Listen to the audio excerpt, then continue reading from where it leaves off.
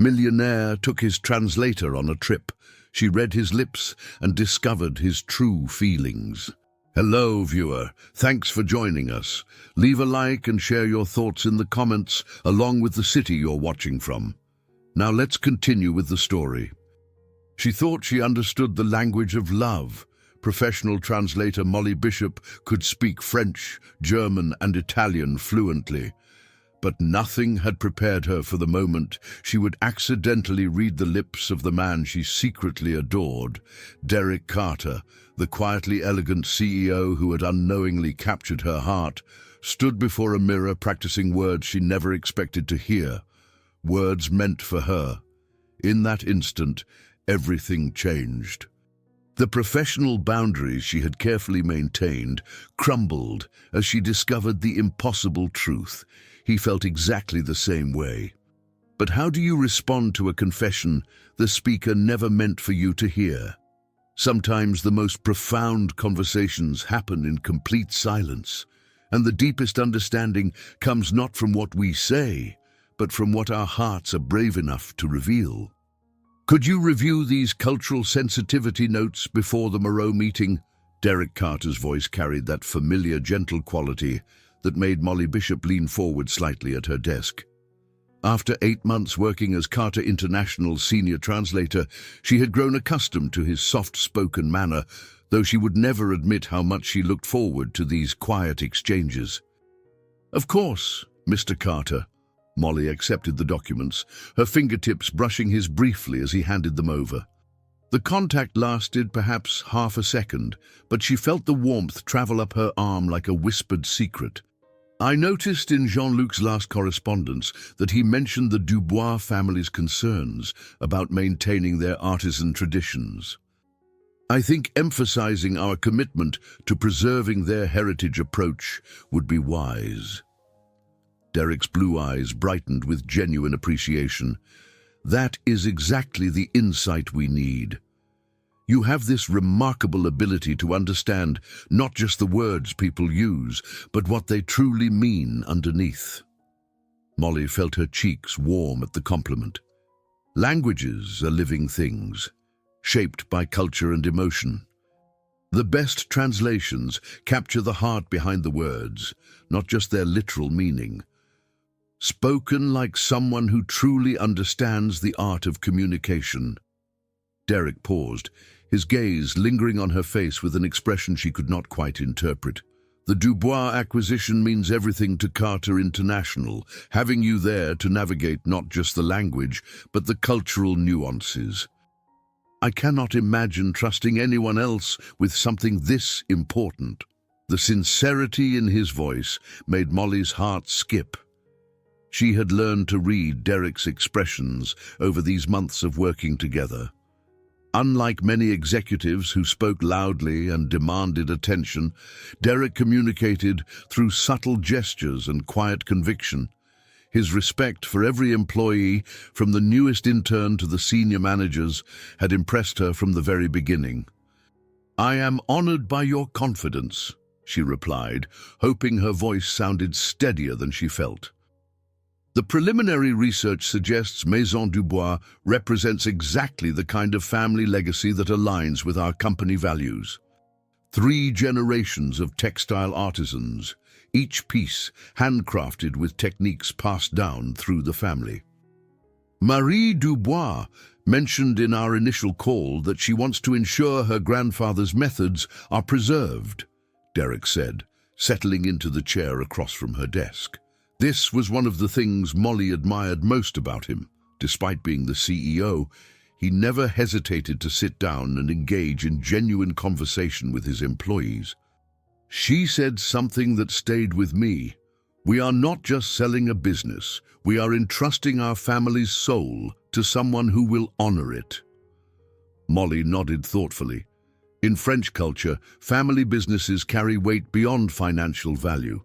They represent identity, tradition, and responsibility to future generations. Marie is not just concerned about profit margins. She needs to know that Carter International will be a worthy guardian of her family's legacy. Which is why having you there is crucial. Derek said quietly. You understand these deeper meanings. When Marie speaks about honoring her grandfather's memory, you hear the emotion behind her words. Language is never just about vocabulary and grammar, Molly agreed. It is about connecting human hearts across cultural boundaries. Derek smiled, one of those rare, genuine expressions that transformed his usually serious face. I knew from your interview that you were special. Most candidates talked about efficiency and accuracy.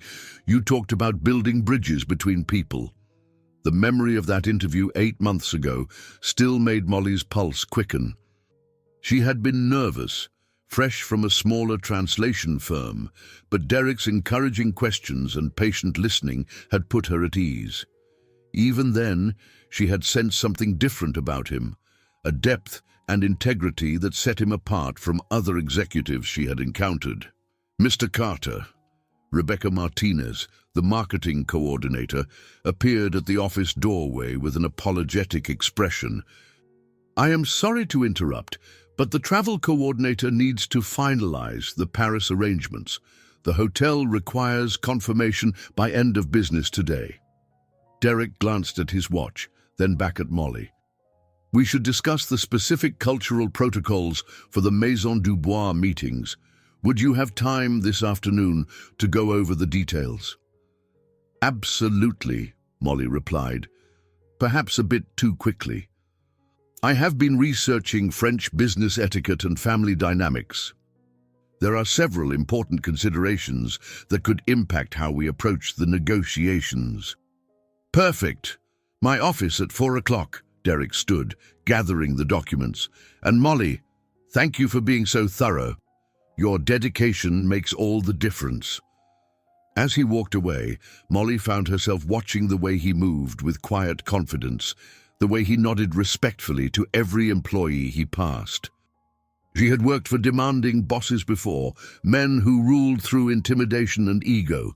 Derek Carter was different. He led through respect, competence, and genuine care for others. Rebecca slipped into the chair Derek had vacated, her eyes twinkling with mischief. Girl, you have got it bad. I have no idea what you mean, Molly protested, but she could feel the blush spreading across her cheeks. The way you two look at each other could power the entire building, Rebecca laughed. Seriously, Molly, it is like watching two people having a conversation with their eyes while their mouths discuss business. We are colleagues, Rebecca, professional colleagues working on an important acquisition. Uh-huh. And I am sure that is why you spent 20 minutes yesterday researching the perfect shade of lipstick for international business meetings. Molly groaned, covering her face with her hands. Is it that obvious? Only to someone who cares about you, Rebecca said gently. Derek Carter is a good man, Molly. Everyone who works here knows that. After what he went through with Sarah. Well, it is nice to see him smile again. Sarah was his wife. They were married for 5 years. She died in a car accident 2 winters ago. Derek completely threw himself into work afterward. This is the first time I have seen him seem, I do not know, present again, like he is actually here instead of just going through the motions. Molly felt a pang of sympathy mixed with something she could not quite name. Understanding, perhaps, of why Derek maintained such careful professional boundaries. He was a man who had loved deeply and lost, now slowly finding his way back to the possibility of connection. He deserves happiness, she said quietly. So do you, Rebecca replied. Just be patient with him, Sig, okay? Good men like Derek Carter do not come along often, but they are worth waiting for. The afternoon meeting in Derek's office revealed layers to his character that Molly found increasingly compelling. His desk was organized but not obsessive, with a few personal touches that spoke to his depth. A small photograph of an older couple she assumed were his parents, a worn leather journal, and a paperweight that looked handmade. A Marie Dubois sent additional family history, Derek said, spreading documents across the conference table. I thought you should see this before we finalize our approach. Molly studied the materials, noting the careful way Marie had documented not just business operations, but family stories. "This is beautiful. Look at this passage about her grandfather teaching her to identify quality silk by touch alone."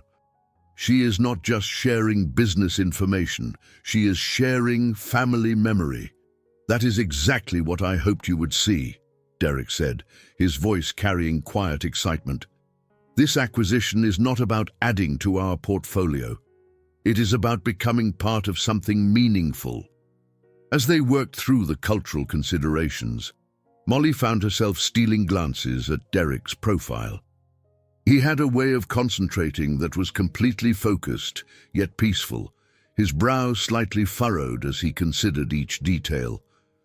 When he spoke, it was always thoughtful, never rushed.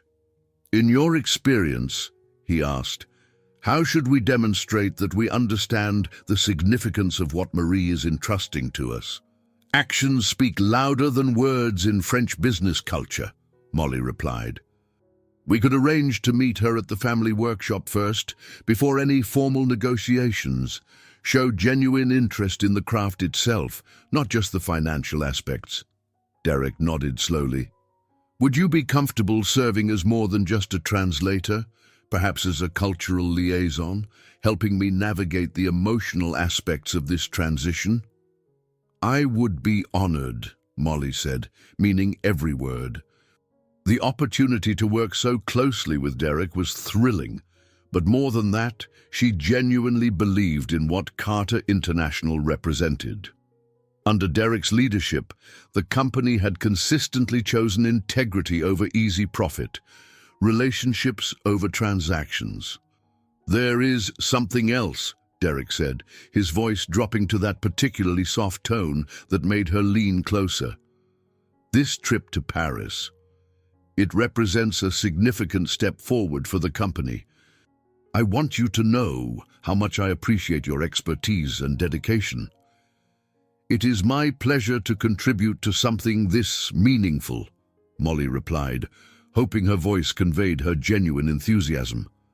"Preserving artisan traditions while helping them reach new markets. It feels like the best of both worlds." Derek smiled, that rare, transformative smile again. "Exactly. We are not just buying a business. We are becoming guardians of something precious." As the meeting concluded, Molly gathered her materials with a sense of anticipation she had not felt in years. Paris with Derek Carter, working on a project that truly mattered. It was more than a business trip. It was an opportunity to contribute to something beautiful. Walking back to her desk, she caught her reflection in the window and saw something she had not noticed before. Hope. For the first time in her career, she was working with someone who shared her values, someone who understood that the most important things in life could not be measured in spreadsheets. She did not dare put a name to the other feeling growing in her heart, but as she prepared for what promised to be the most important week of her professional life, Molly Bishop allowed herself to wonder if some dreams were worth the risk of hoping. The travel planning meeting 2 days later brought an intimacy to their professional relationship that left Molly both excited and nervous. Sitting across from Derek in the small conference room, reviewing flight schedules and hotel arrangements, felt surprisingly personal. The hotel concierge mentioned that the Maison du Bois workshop is walking distance from our accommodations, Derek said, consulting his notes. "I thought we might visit informally the evening we arrive, just to get a sense of the neighborhood and the family's daily routine." "That shows wonderful sensitivity," Molly agreed. "Marie will appreciate that we want to understand their world before we ask them to trust us with their legacy." Derek looked up from his papers, and for a moment his professional mask slipped. "I have to admit, I am more nervous about this acquisition than any we have ever attempted. The financial aspects are straightforward, but the human element—" "You care deeply about doing right by the Dubois family," Molly observed. "That is not a weakness, Mr. Carter. It is what makes you the right person to honor their trust." Derek, he said quietly, when we are traveling together, working as partners on this project, I think we can dispense with the formalities. If you are comfortable with that. The simple use of his first name felt like crossing an invisible bridge. Derek, she repeated, liking the way it felt. And please, call me Molly. We are going to be spending quite a bit of time together over the next few days. Molly! He seemed to consider the name, and she loved the gentle way he pronounced it. Tell me about your family. I realize I know you as an exceptional colleague, but I know very little about what brought you to this career. The personal question surprised and pleased her. I grew up in a small town in Ohio. My parents were both teachers, English and history. They instilled in me this love of learning and communication. When I discovered I had an aptitude for languages, they encouraged me to pursue it as more than just a hobby. And the lip reading, that is an unusual skill for a translator. Molly felt a flutter of nervousness. Her lip-reading ability was something she rarely discussed, partly because it felt like admitting to a form of eavesdropping. I learned it in college initially to help with a student services program for hearing-impaired classmates.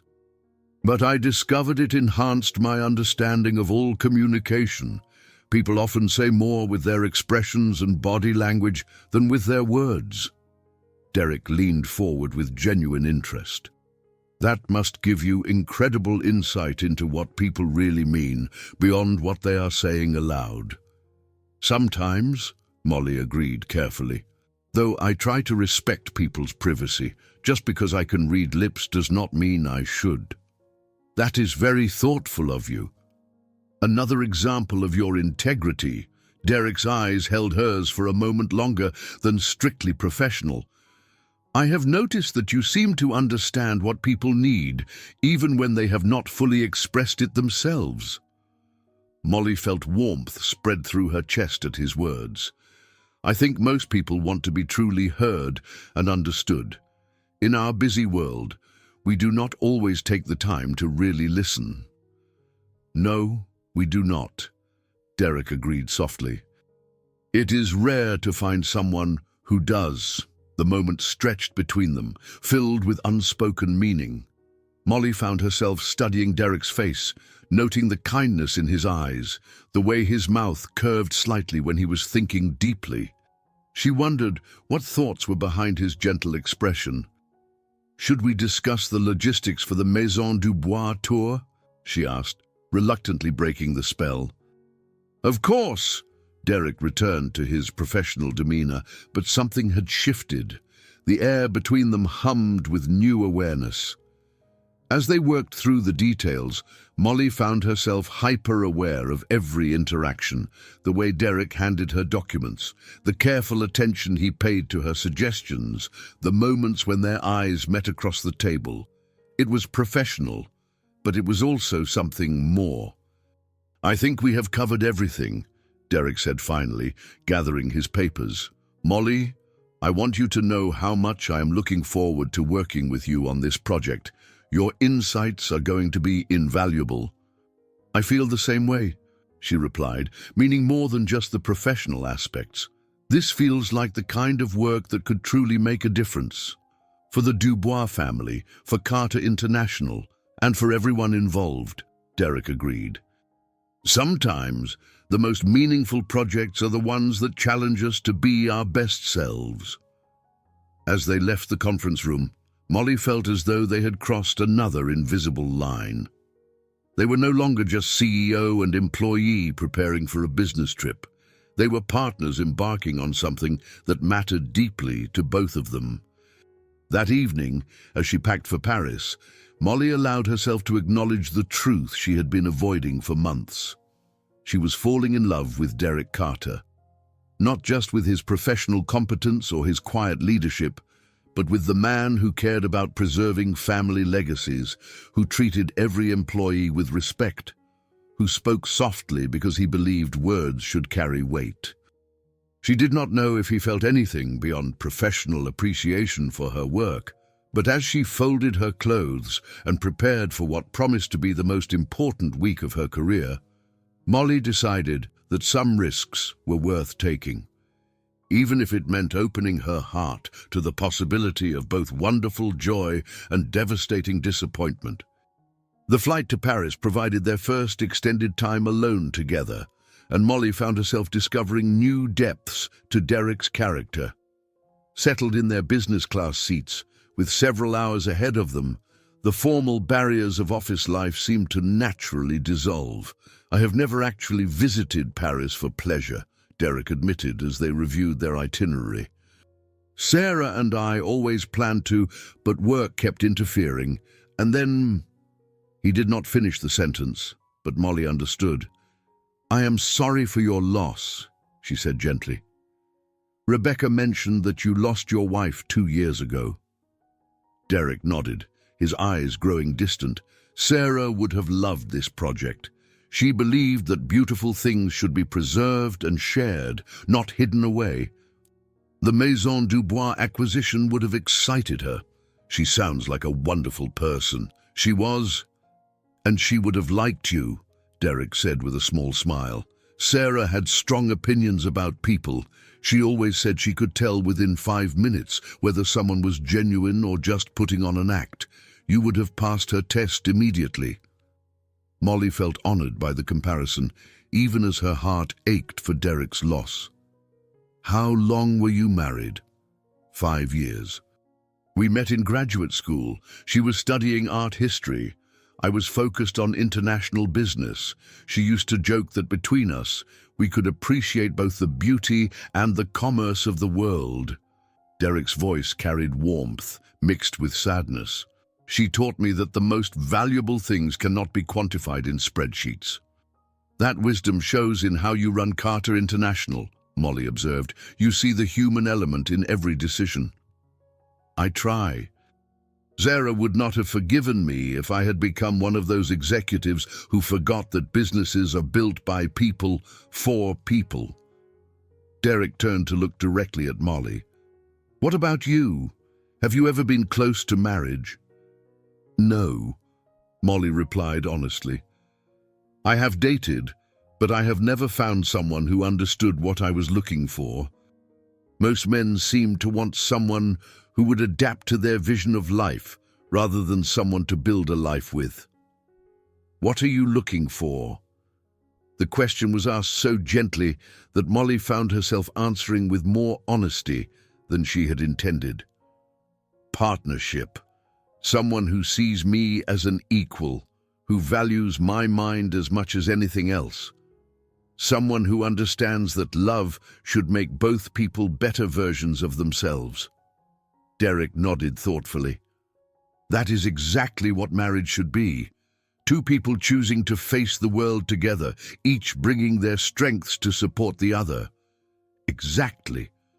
Molly felt a flutter of hope at his understanding. "I would rather be alone than settle for less than that kind of connection." "You should never settle," Derek said firmly.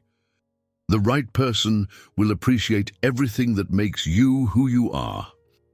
Their conversation continued as the plane crossed the Atlantic, covering topics from family backgrounds to professional dreams to favorite books. Molly discovered that Derek was widely read, thoughtful about current events, and possessed a dry sense of humor that emerged when he felt comfortable. "My sister Catherine thinks I work too much," Derek confided as they shared dinner.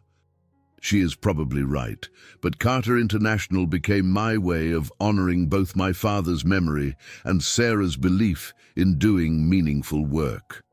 There is nothing wrong with being passionate about your career, especially when that career makes a positive difference," Molly replied. "But Catherine cares about your happiness beyond professional success." "She does. She keeps telling me that Sarah would want me to find love again, to build a family." Derek's voice grew quiet. "I'm starting to think she might be right." Something in his tone made Molly's heart skip, but she kept her response carefully neutral. "Healing takes time. There is no schedule for when someone is ready to open their heart again." "No, there is not," Derek agreed. his eyes meeting hers across the small table. But I am beginning to realize that staying closed off forever would not honor Sarah's memory either.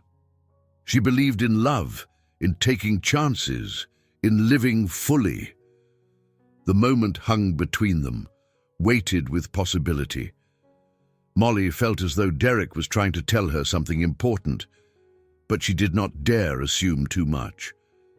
She sounds like someone who understood that life is meant to be shared, Molly said softly.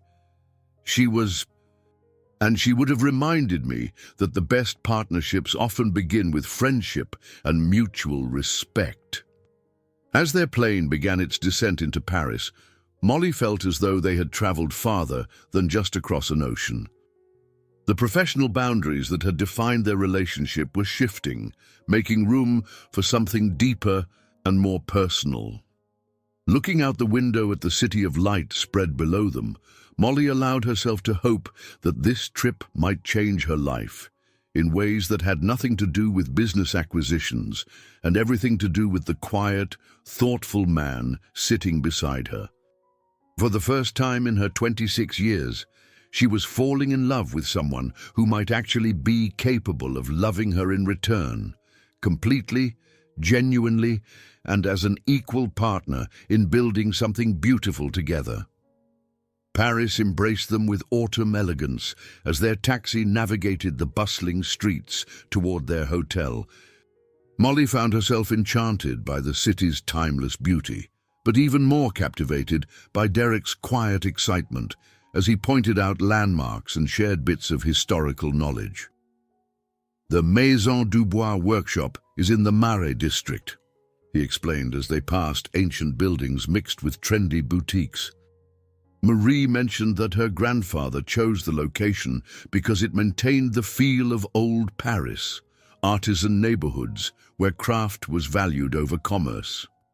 Perfect for a family business focused on tradition, Molly agreed, watching Derek's profile as he gazed out at the cobblestone streets. I can already sense why this acquisition means so much to you. It aligns with everything Carter International represents. Their hotel, a beautifully restored 19th century building, greeted them with understated luxury.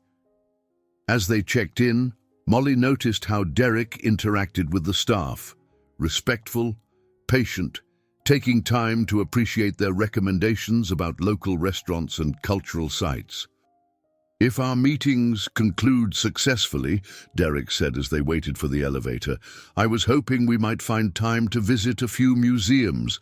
I know you appreciate art and culture.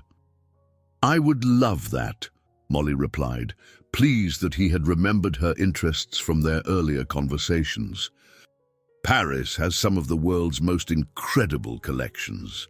Sarah always said that travel without experiencing local culture was just an expensive way to conduct business, Derek said with a gentle smile. I think she would approve of our taking time to appreciate what Paris has to offer. Their rooms were on the same floor, just down the hall from each other. As Derek handed her the key card, their fingers brushed briefly, and Molly felt that familiar spark of awareness. Would you like to meet for dinner in an hour? Derek asked. I made reservations at a small bistro the concierge recommended. Nothing too formal, just a chance to relax and prepare for tomorrow's meeting. That sounds perfect, Molly agreed, hoping her voice did not betray how much she was looking forward to continuing their conversation in Paris's romantic atmosphere. An hour later, walking through the narrow streets toward the bistro, Molly felt as though she were living in a dream. Paris at twilight was magical enough, but sharing it with Derek added a dimension of possibility she had never experienced before. This is incredible, she breathed, taking in the warm glow of streetlights reflecting off ancient stone buildings. I have always dreamed of visiting Paris, but the reality exceeds every expectation. It is remarkable, Derek agreed, his voice carrying a note of wonder she had not heard before. I can understand why it inspires so many people to believe in romance and possibility. Something in his tone made Molly glance at him, and she caught an expression on his face that made her heart flutter. He was looking at her, not the scenery, when he spoke about inspiration and possibility. The bistro was intimate and welcoming, with candle-lit tables and the gentle murmur of conversation in French creating perfect ambience. As they were seated by the window, Molly felt the magic of the moment settling around them like a soft embrace.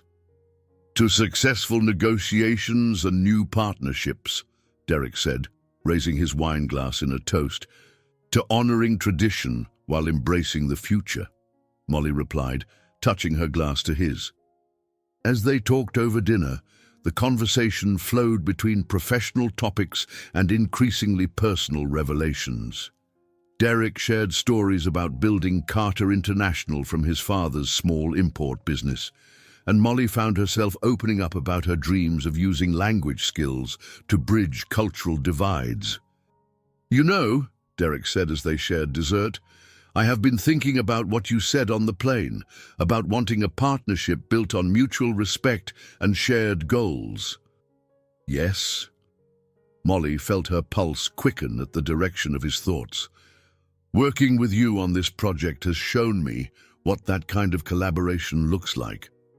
You challenge my thinking, offer insights I would never have considered on my own, and somehow make every aspect of the work more meaningful."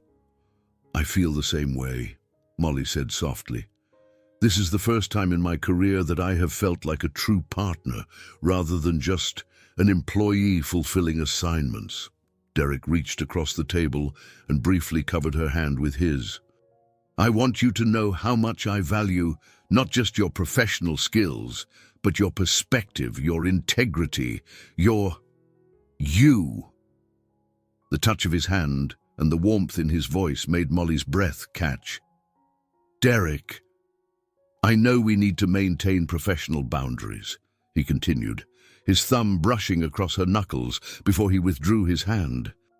"But I also know that the best professional relationships are built on genuine personal connection and mutual respect." "I agree completely," Molly managed, her skin still tingling from his touch.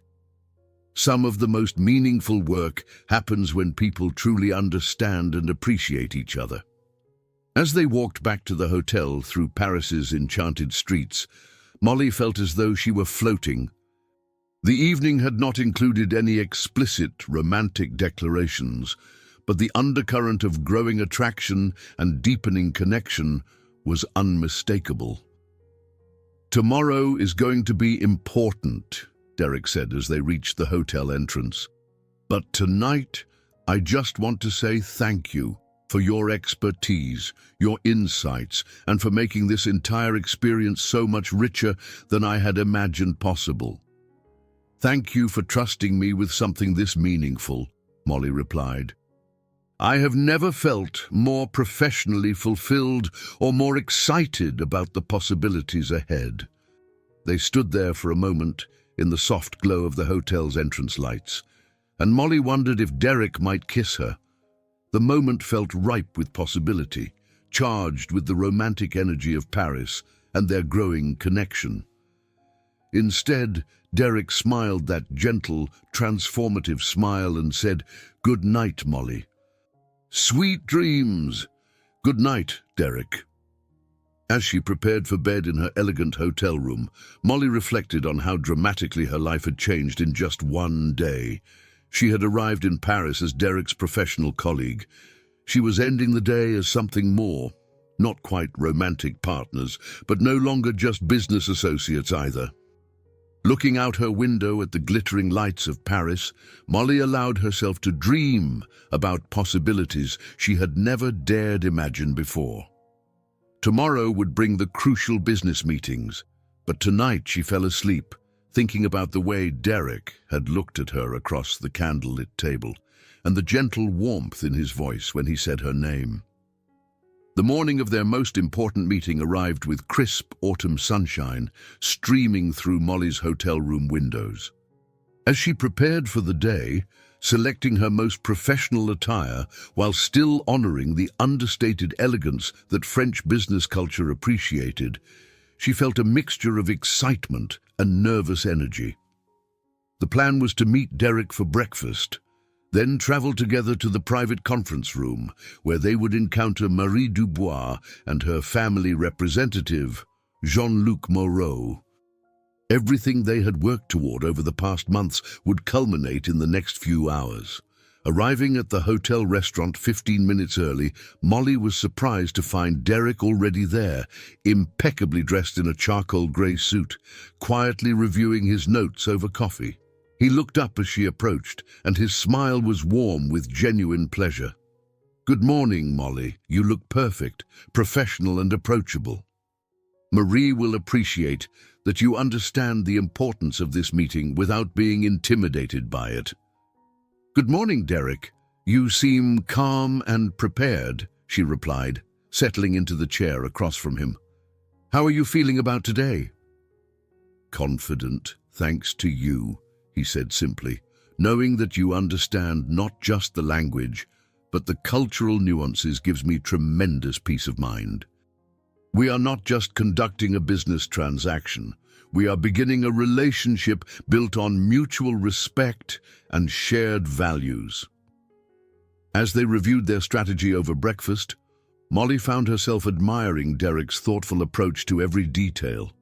He had clearly spent considerable time researching not just the financial aspects of the acquisition, but the family history, the craft traditions, and the emotional significance of what Marie Dubois was entrusting to them. "I want to arrive at the conference room early," Derek said, as they finished eating, "not to set up materials, but to center ourselves and approach this meeting with the reverence it deserves." "That is beautiful," Molly replied, meaning every word. "Marie will sense that respect even before we speak." 20 minutes later, they stood outside the elegant conference room at one of Paris's most prestigious business hotels. Derek paused with his hand on the door handle. "Whatever happens in there," he said quietly, "I want you to know that working with you on this project has been one of the most professionally and personally rewarding experiences of my career." "Derek," Molly began, touched by his words, but he continued, "You have helped me remember that the best business relationships are built on genuine human connection. Marie Dubois is not just selling us a company, she is trusting us with her family's legacy. That kind of trust deserves our very best." "It does," Molly agreed, "and I cannot imagine anyone better equipped to honor that trust than you." Derek smiled, that transformative expression that lit up his entire face. "Together, Molly. We will honor it together." He opened the door, and they stepped into the spacious conference room with its polished mahogany table, elegant lighting, and large mirror along one wall that reflected the morning sunlight streaming through tall windows. Molly immediately began setting up her translation materials and technology, ensuring everything would be perfect for seamless communication between Derek and their French hosts. "I'm going to take a moment to collect my thoughts," Derek said, moving toward the mirror to adjust his tie and check his appearance. "Of course," Molly replied, focused on organizing her notes and testing the translation equipment. "I will make sure everything is ready for Marie and Jean-Luc." What happened next would change everything. Thinking he was completely alone, Derek stood before the large, ornate mirror and began to speak silently to his reflection. Molly, positioned behind her equipment setup, automatically glanced up at the sound of movement and found herself directly facing Derek's reflection. Without thinking, her lip-reading skills engaged, and she began to interpret the words he was silently mouthing to himself. "Molly, you are the most intelligent and extraordinary woman I have ever met," Derek said soundlessly to his reflection, his face earnest and vulnerable in a way she had never seen before. "Would you honor me with dinner tonight, not as colleagues, but as two people who might explore something beautiful together?" Molly's heart stopped.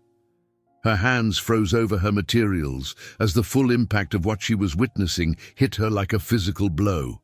Derek paused, shook his head slightly, and tried again. "Molly, I know this might be inappropriate given our professional relationship, but you have brought light back into my life in ways I never expected. Would you consider allowing our friendship to become something more?" She was reading his lips. He was practicing asking her out. Derek Carter, the man she had been secretly in love with for months, was standing 10 feet away rehearsing a romantic invitation meant for her. The shock was so complete that Molly had to grip the edge of the table to steady herself. Joy, excitement, disbelief, and a touch of guilt at witnessing such a private moment crashed over her in waves. Derek tried one more variation. "Molly, these past few days in Paris have shown me that the connection I feel with you goes far beyond professional appreciation. I would be honored if you would join me for dinner tonight as my partner in more than just business." He straightened his tie one final time, took a deep breath and turned away from the mirror, just as Molly managed to compose herself and return her attention to her materials with shaking hands. "Everything ready?" Derek asked, his voice carrying just the slightest hint of nervousness. "Yes," Molly managed, hoping her voice sounded normal despite the earthquake happening inside her chest. "All prepared for a successful meeting." "Excellent. Marie and Jean-Luc should arrive any moment." As Derek moved to review his notes one final time, Molly sat in stunned silence, processing the life-changing knowledge she had accidentally acquired. Derek was going to ask her out tonight, and based on his careful preparation, this was not a casual invitation. It was a genuine romantic overture from a man ready to open his heart again. The sound of voices in the hallway signaled the arrival of their French partners, but Molly could barely focus on anything beyond the thundering of her own heartbeat. In the space of 30 seconds, her entire world had shifted. She knew Derek's feelings. She knew his intentions.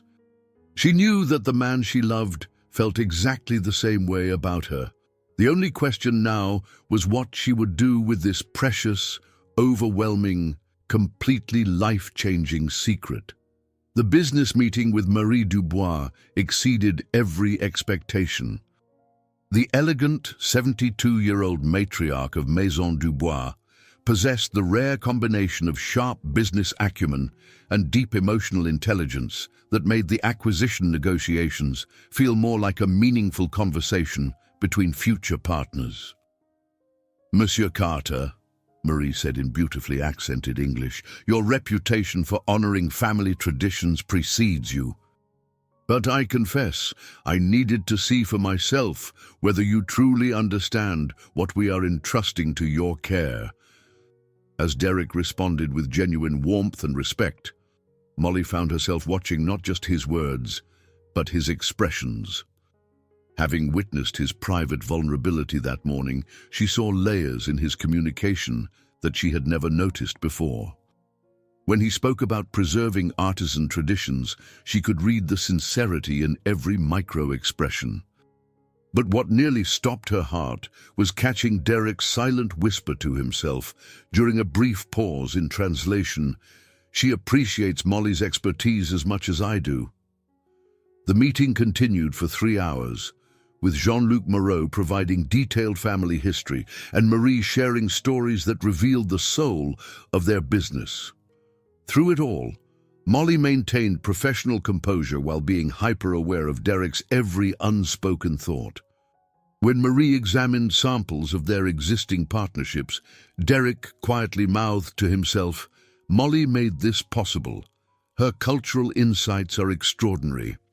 During the lunch break, as they reviewed financial projections, Molly caught Derek's silent self-encouragement. "Ask her tonight, Derek. After this success, ask her tonight." The knowledge was intoxicating and terrifying. Every compliment he thought but did not voice, every moment of private appreciation, every glimpse of his growing feelings. She was witnessing it all while he remained completely unaware of her unique window into his heart. "Mademoiselle Bishop," Marie said during the afternoon session, Your translations capture not just our words, but our intentions. This is a rare gift." "Merci beaucoup, Madame Dubois," Molly replied, touched by the recognition. "Your family's story deserves to be understood in all its richness." As Derek nodded his agreement, Molly read his lips as he silently added, "Brilliant, absolutely brilliant." By late afternoon, the foundational agreements were in place. Marie Dubois would entrust her family's legacy to Carter International, confident that their values aligned with her grandfather's vision. "This has been the most meaningful negotiation of my career," Derek said as they concluded. "Madame Dubois, Monsieur Moreau, you have honored us with your trust."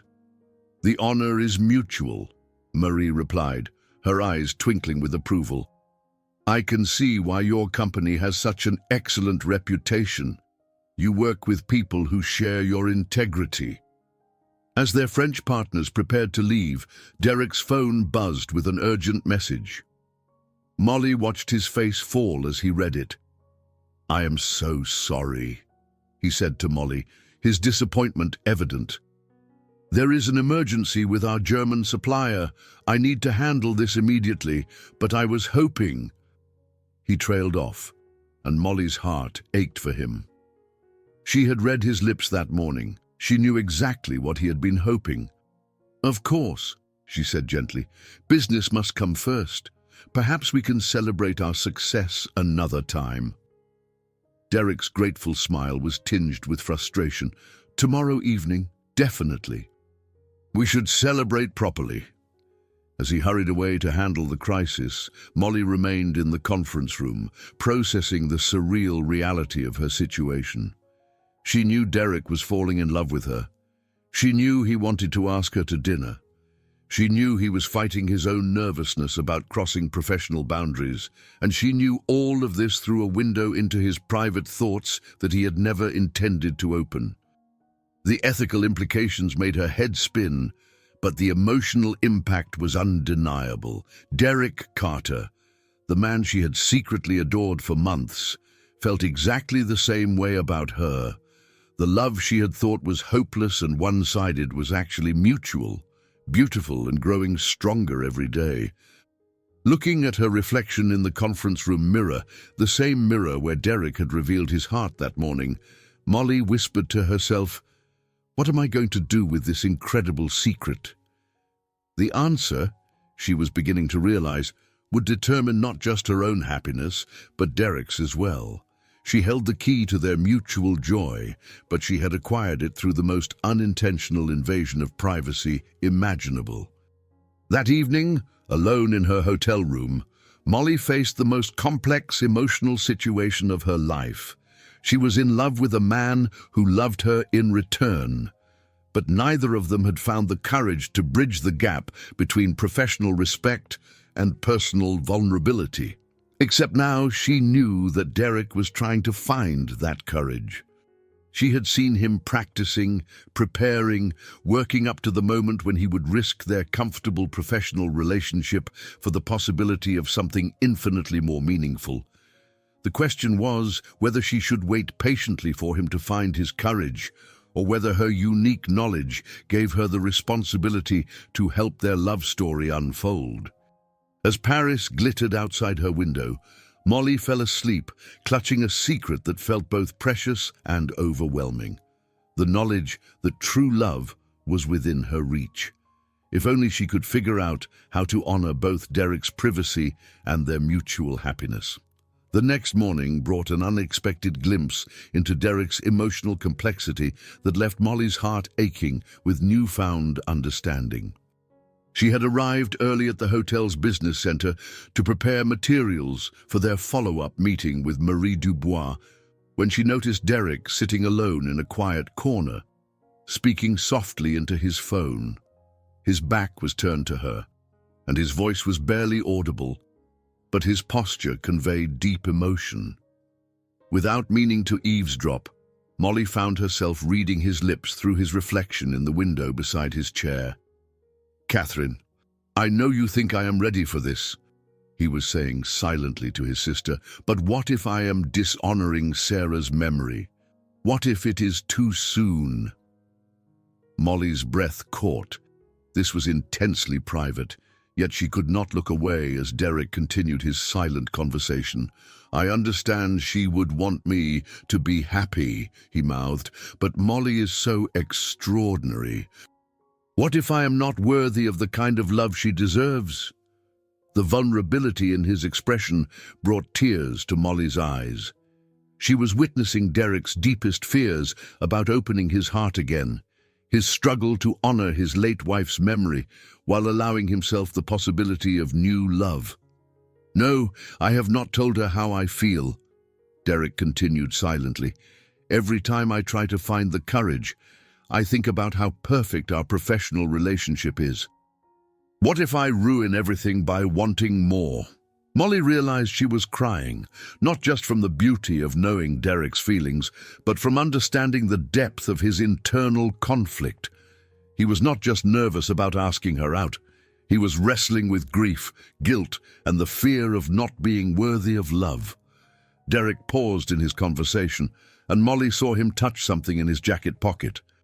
Through the window's reflection, she watched him pull out a small photograph, presumably of Sarah, and speak to it directly. "I think you would have loved her," he whispered so quietly that only lip reading could have captured the words. "She has your kindness, your intelligence, your way of making everyone around her feel valued. Is it okay if I try to love again?" The moment was so private, so sacred, that Molly felt both privileged and guilty to witness it. Derek was not just practicing romantic overtures.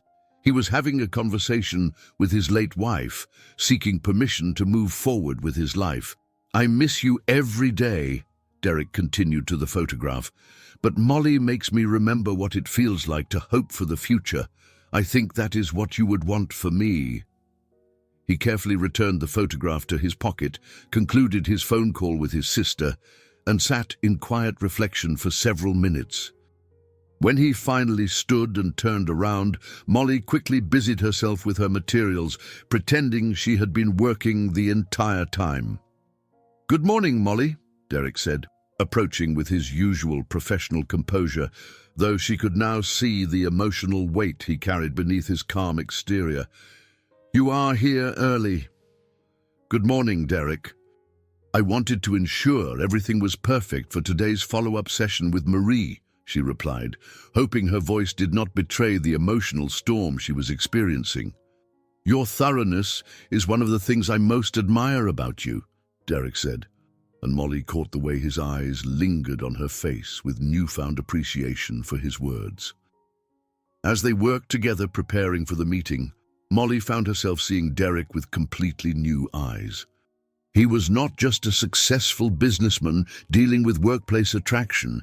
He was a man courageously navigating the complex journey from grief to hope, from loss to the possibility of love again. Every gentle gesture, every moment of consideration, every instance of his quiet strength now carried deeper meaning. She understood that his careful approach to their relationship was not hesitation or lack of interest. It was respect for both his past and their future. "Derek," she said softly during a quiet moment, "I want you to know that working with you has been the most professionally fulfilling experience of my career.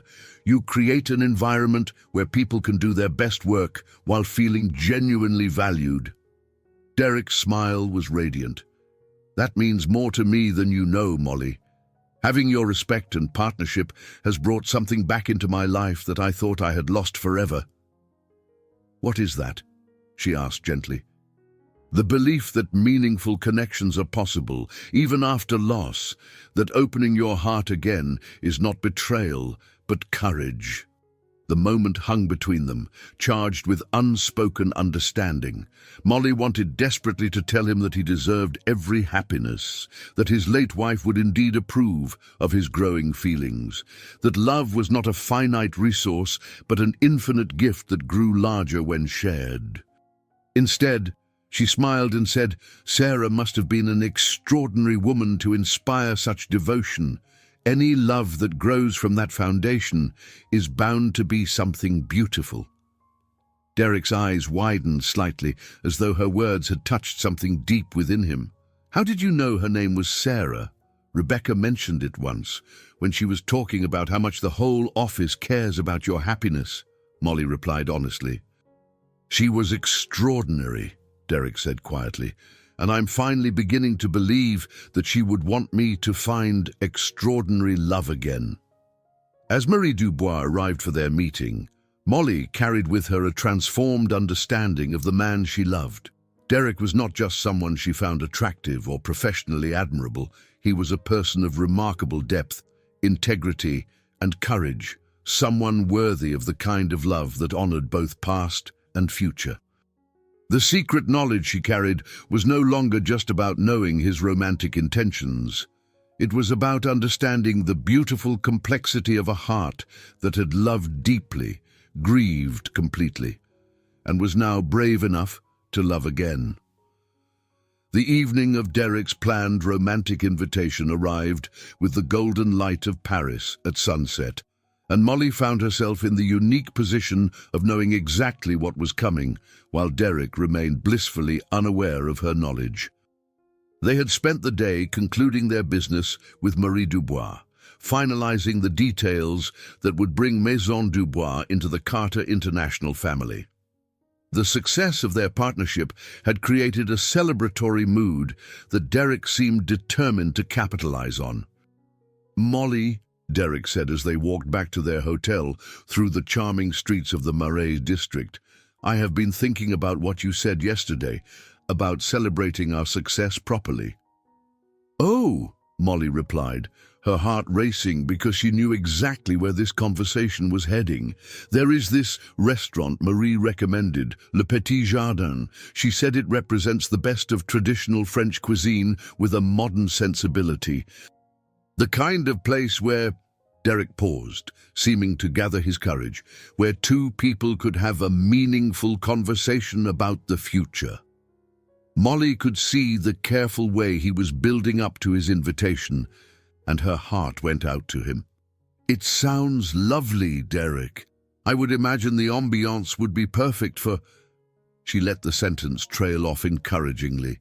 "Exactly," Derek said, his voice gaining confidence.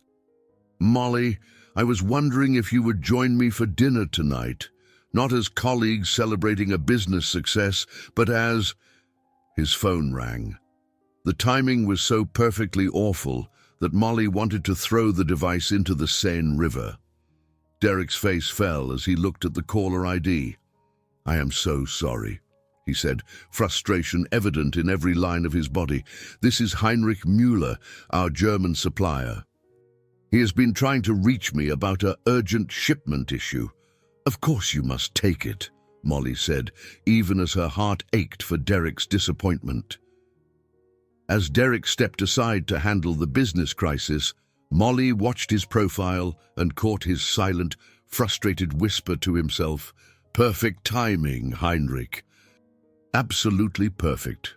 The call lasted 20 minutes, during which Derek alternated between professional problem-solving and private moments of self-directed frustration that Molly could read clearly.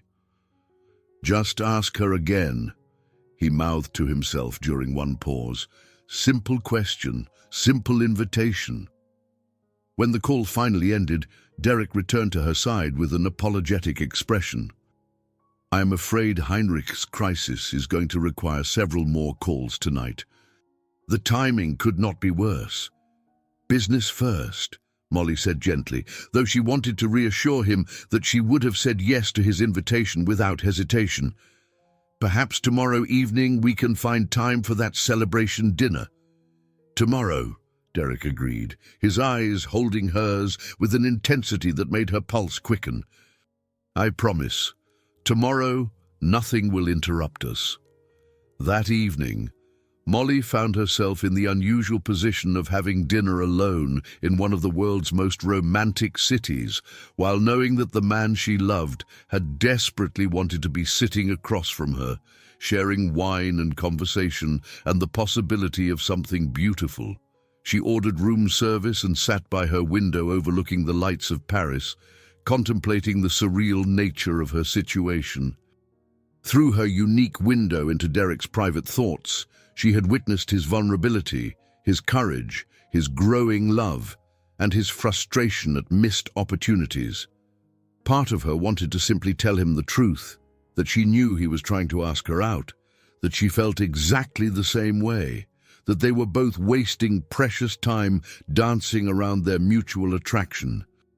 But another part of her understood that Derek needed to find his own courage, to make his own romantic gesture, to honor his journey from grief to new love in his own way. The next morning, she found Derek in the hotel restaurant looking determined and slightly nervous.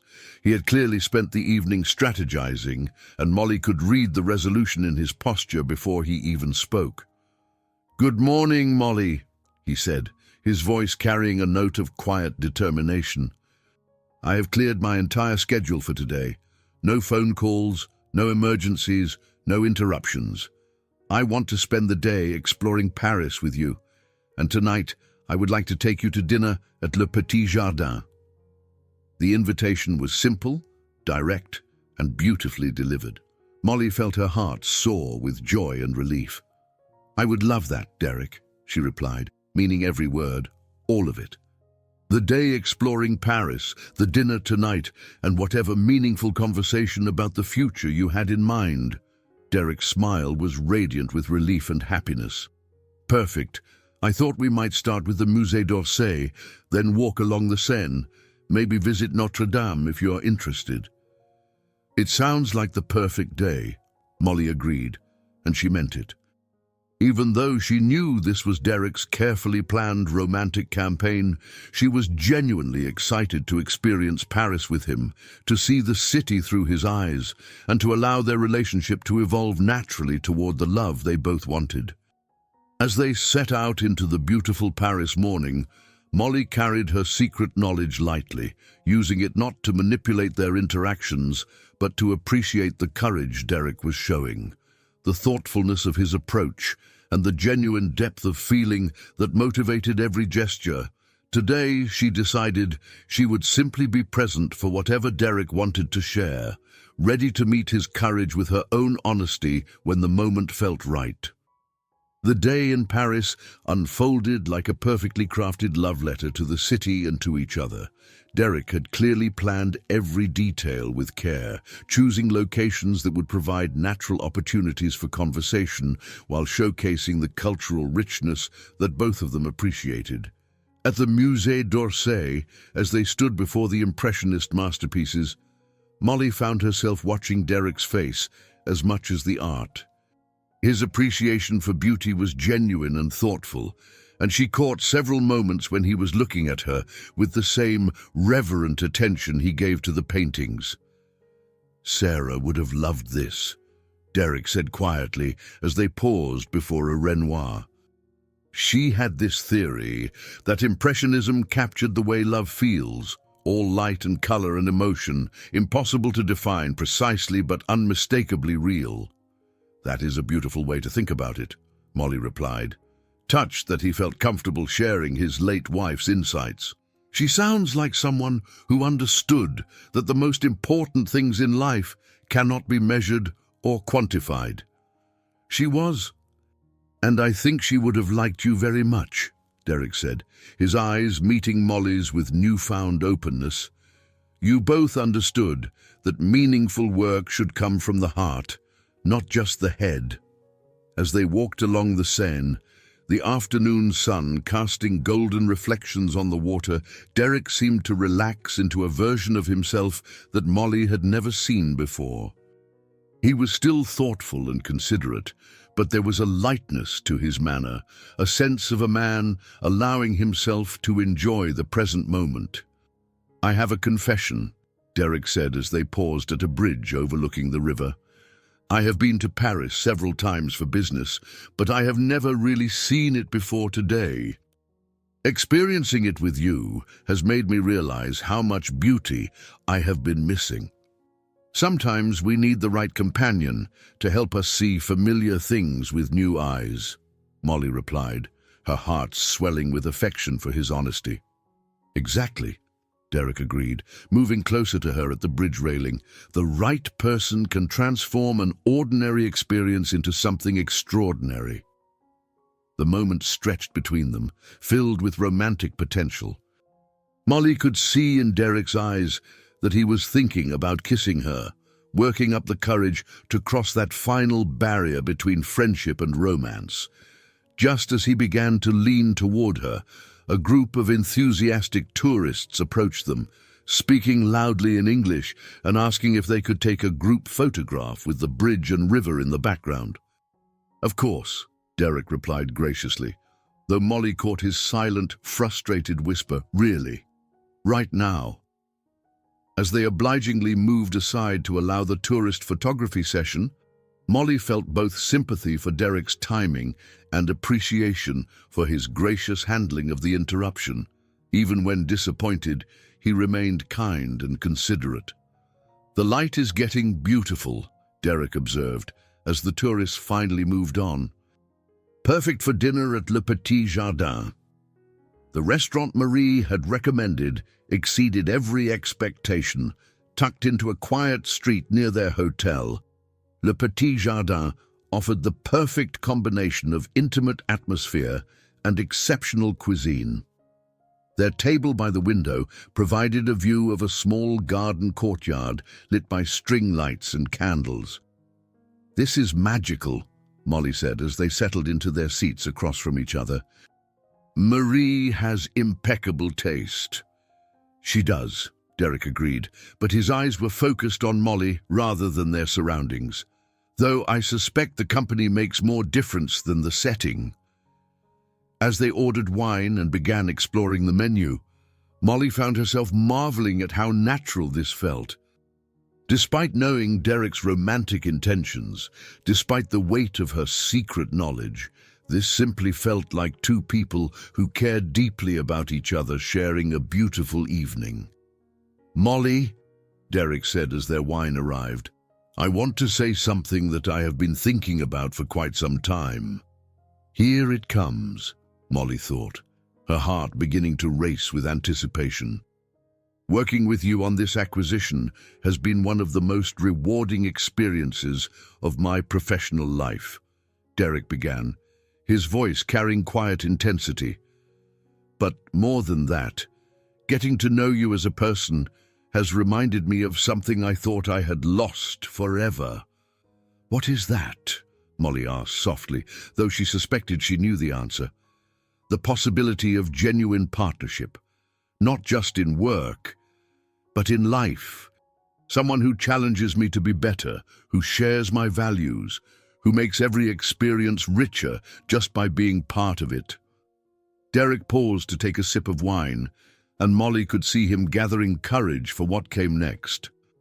"I know our professional relationship has been important to both of us," he continued, "but I have to be honest about the fact that my feelings for you have grown beyond professional admiration." "Derek," Molly began, her heart soaring. "Please, let me finish," Derek said gently. "I loved my wife deeply and I will always honor her memory, but I am beginning to understand that the capacity for love is not diminished by loss. It is enriched by it. Sarah taught me what genuine partnership looks like, and that knowledge helps me recognize it when I see it again." His eyes held hers with complete sincerity. "Molly Bishop, you are extraordinary. Not just as a translator, not just as a colleague, but as a woman of intelligence, integrity, and grace. I would be honored if you would consider allowing our relationship to become something more than professional partnership." The moment had finally arrived. Derek had found his courage, expressed his feelings beautifully, and offered her his heart with the kind of thoughtful honesty that made her love him even more. "Derek," Molly said, her voice warm with emotion, "I am deeply touched by your words and your courage in sharing them." "And?" Derek asked, his vulnerability evident despite his composed exterior. Molly smiled, her heart full of joy and love and anticipation for their beautiful future together. And my answer is yes, absolutely, completely, joyfully, yes.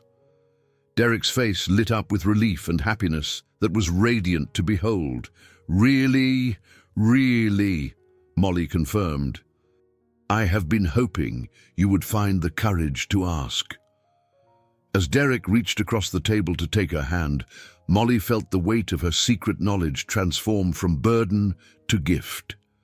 She had been privileged to witness Derek's private journey toward this moment, to understand the depth of courage it had required, to appreciate the genuine love that motivated his careful approach. I can hardly believe this is real, Derek said, his thumb brushing across her knuckles. It is real, Molly assured him, and it is going to be beautiful.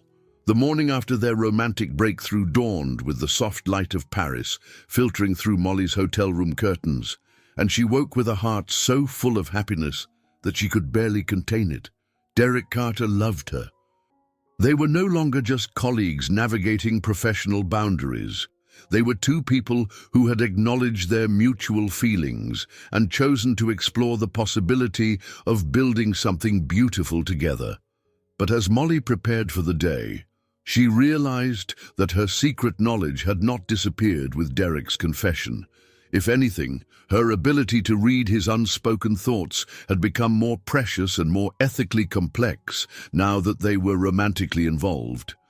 She found Derek in the hotel restaurant, looking relaxed and genuinely happy in a way she had never seen before. His smile when he saw her approach was radiant with joy and newfound intimacy. "Good morning, beautiful," Derek said, rising to pull out her chair with old-fashioned courtesy that made her heart flutter. "Good morning yourself," Molly replied, loving the way his eyes lit up when she smiled at him. "You look like a man who slept very well." "I did. For the first time in months, actually. There is something to be said for honesty and having your feelings reciprocated," Derek said, his hand briefly covering hers on the table. As they enjoyed breakfast together, Molly found herself hyper-aware of Derek's every expression, every subtle gesture, every moment when his lips moved silently. The habit of reading his unspoken thoughts was so ingrained that she could not simply turn it off, even though she now had access to his feelings through more conventional means. "I have been thinking about how to handle our relationship when we return to Chicago," Derek said over coffee. "I want to be completely transparent with the team, but I also want to protect your professional reputation." "I appreciate that consideration," Molly replied. "What did you have in mind?" "We should probably speak with human resources first, make sure we are following all appropriate protocols. Then we can share the news with the team in a way that emphasizes our continued commitment to professional excellence." As Derek outlined his thoughtful approach to their workplace romance, Molly caught him silently adding, "I want everyone to see how extraordinary she is, not just as my partner, but as a professional."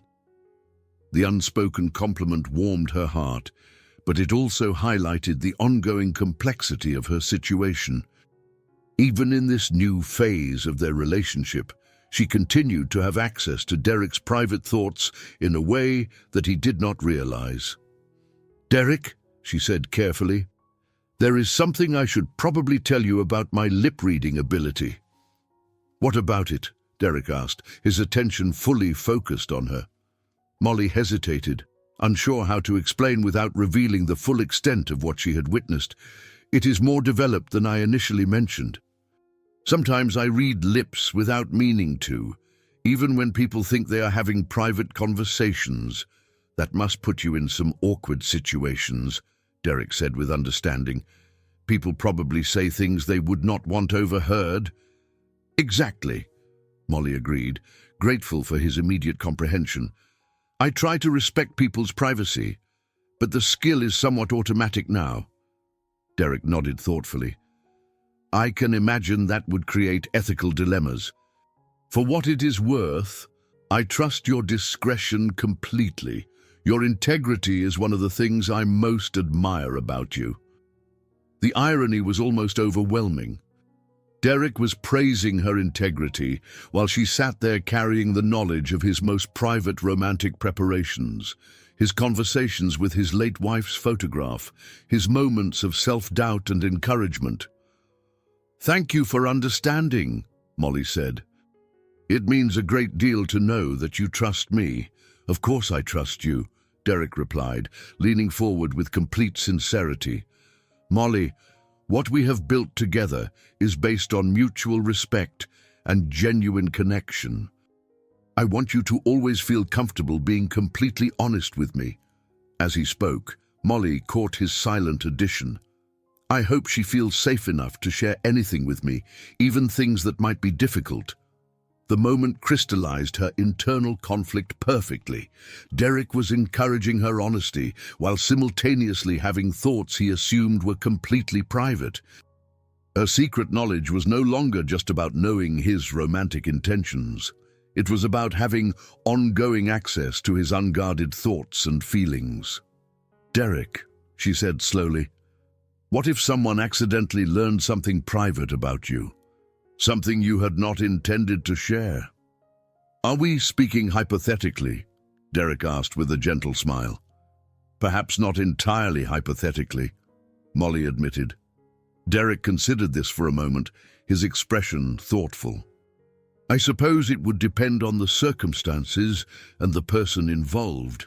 If it was someone I trusted, someone who had my best interests at heart, I think I would prefer honesty over protecting my privacy. Even if the knowledge was gained completely accidentally. Especially then," Derek said firmly, "accidental knowledge is different from deliberate invasion of privacy. If you stumbled onto something private about me, Molly, I would want you to tell me rather than carry the burden of that secret alone." His words were so perfectly aligned with her situation that Molly wondered if he somehow suspected the truth. But his expression remained open and encouraging, without any hint of awareness about her unique window into his private thoughts. "I will remember that," Molly said quietly, filing away his perspective for future consideration. As they prepared to leave the restaurant, Derek paused and took her hand gently. "Molly, I want you to know that you can tell me anything. Our relationship is built on honesty and trust, and I never want you to feel like you have to hide anything from me. That means everything to me," Molly replied, and she meant it completely. Walking through the hotel lobby hand in hand, Molly realized that her secret knowledge had evolved from a burden into something more complex, a gift that allowed her to understand Derek's depth and sincerity, but also a responsibility that she was still learning how to handle. As they prepared for their final day in Paris before returning to Chicago, Molly carried with her the knowledge that their love story was more layered and beautiful than Derek even realized. She had witnessed his private journey toward courage, his conversations with his late wife's memory, his moments of vulnerability and strength. The question was no longer whether she should tell him about her accidental discovery. Derek had made it clear that he wanted complete honesty between them. The question was when and how to share this precious, complicated secret in a way that honored both his privacy and their mutual commitment to building something real and lasting together. Their final evening in Paris arrived with the bittersweet awareness that their magical time in the City of Light was drawing to a close. Derek had planned one last romantic gesture, a sunset walk across the Pont des Arts, the bridge famous for lovers' locks and promises of eternal devotion. As they strolled hand in hand through the golden light of early evening, Molly found herself acutely aware of every detail. The way Derek's fingers intertwined with hers, the gentle pressure of his palm, the subtle scent of his cologne mixing with the crisp autumn air of Paris. "I want to remember this moment perfectly," Derek said, as they paused at the center of the bridge, the Seine flowing beneath them and the city spreading out in all directions. Our first real day as more than colleagues in one of the most beautiful cities in the world. It has been perfect, Molly agreed, her heart swelling with happiness and a touch of anticipation she could not quite explain.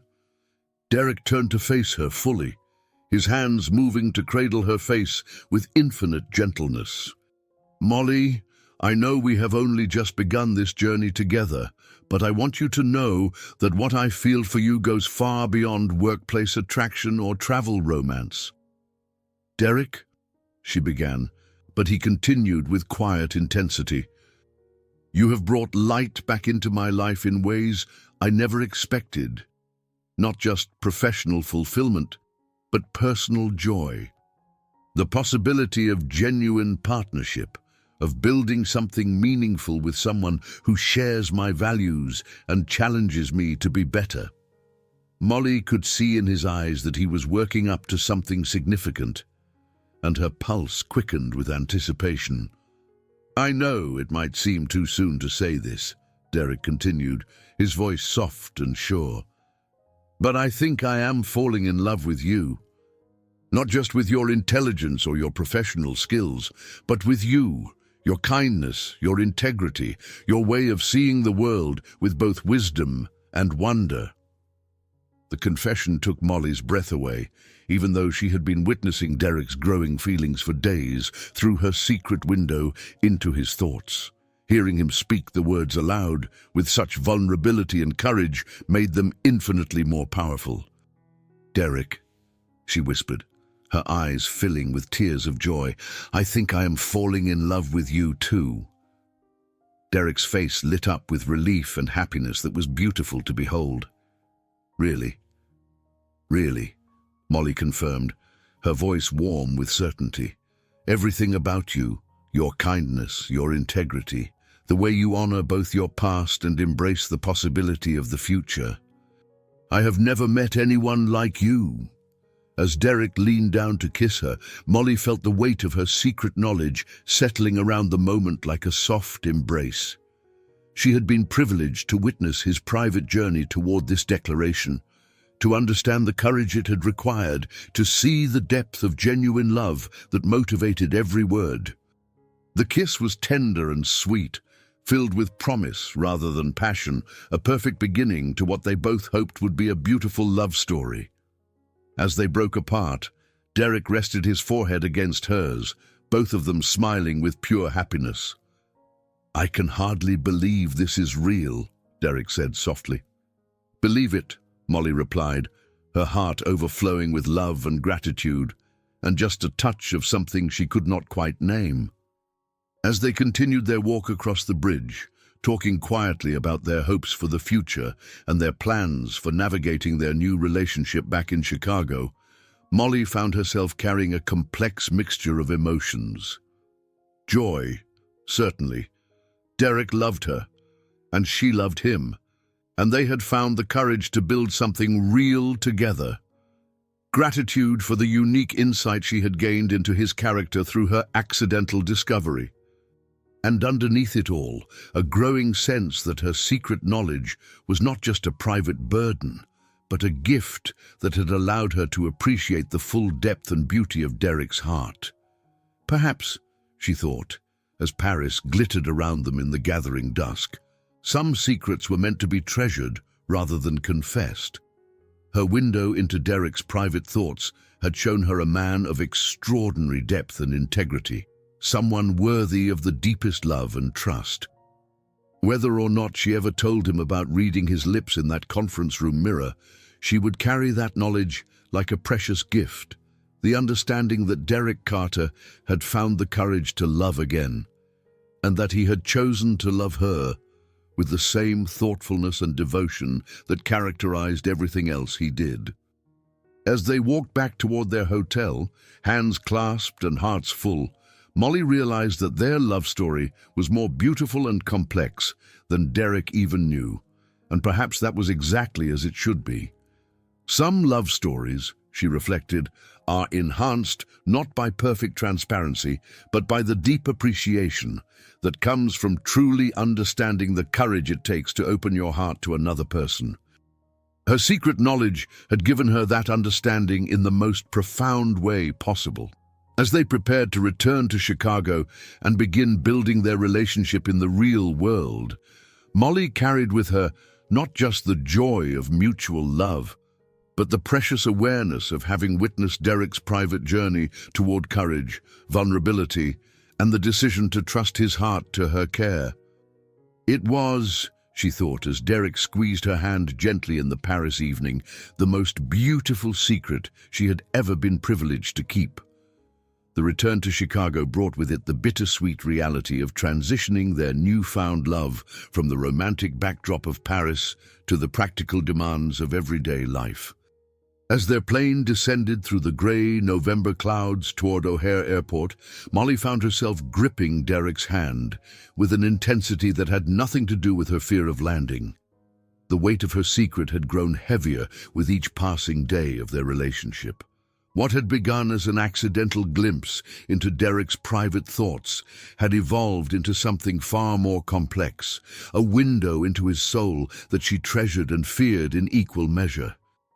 Every loving glance, every tender gesture, every moment of intimacy was layered with her knowledge of his unspoken thoughts and private struggles.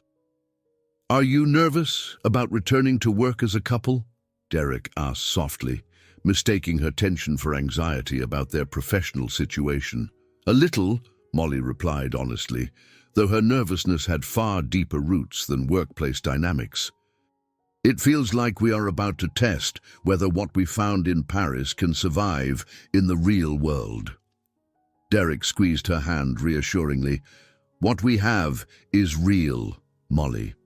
Geography cannot change that.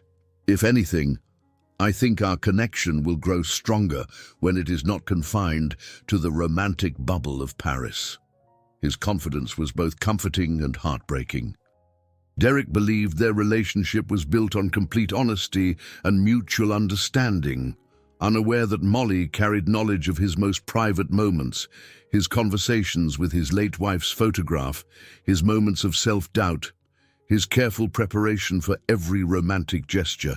As they gathered their luggage and prepared to face the familiar rhythms of Chicago life, Molly made a decision that had been building for days.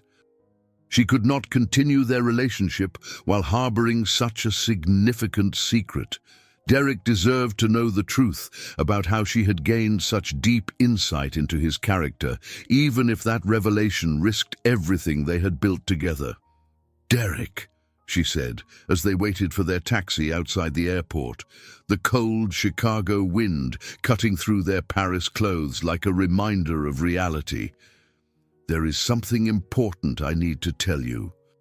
Something I should have shared days ago." "What is it?"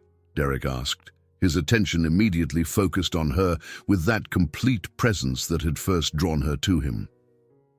"Not here," Molly said, glancing around at the bustling airport pickup area.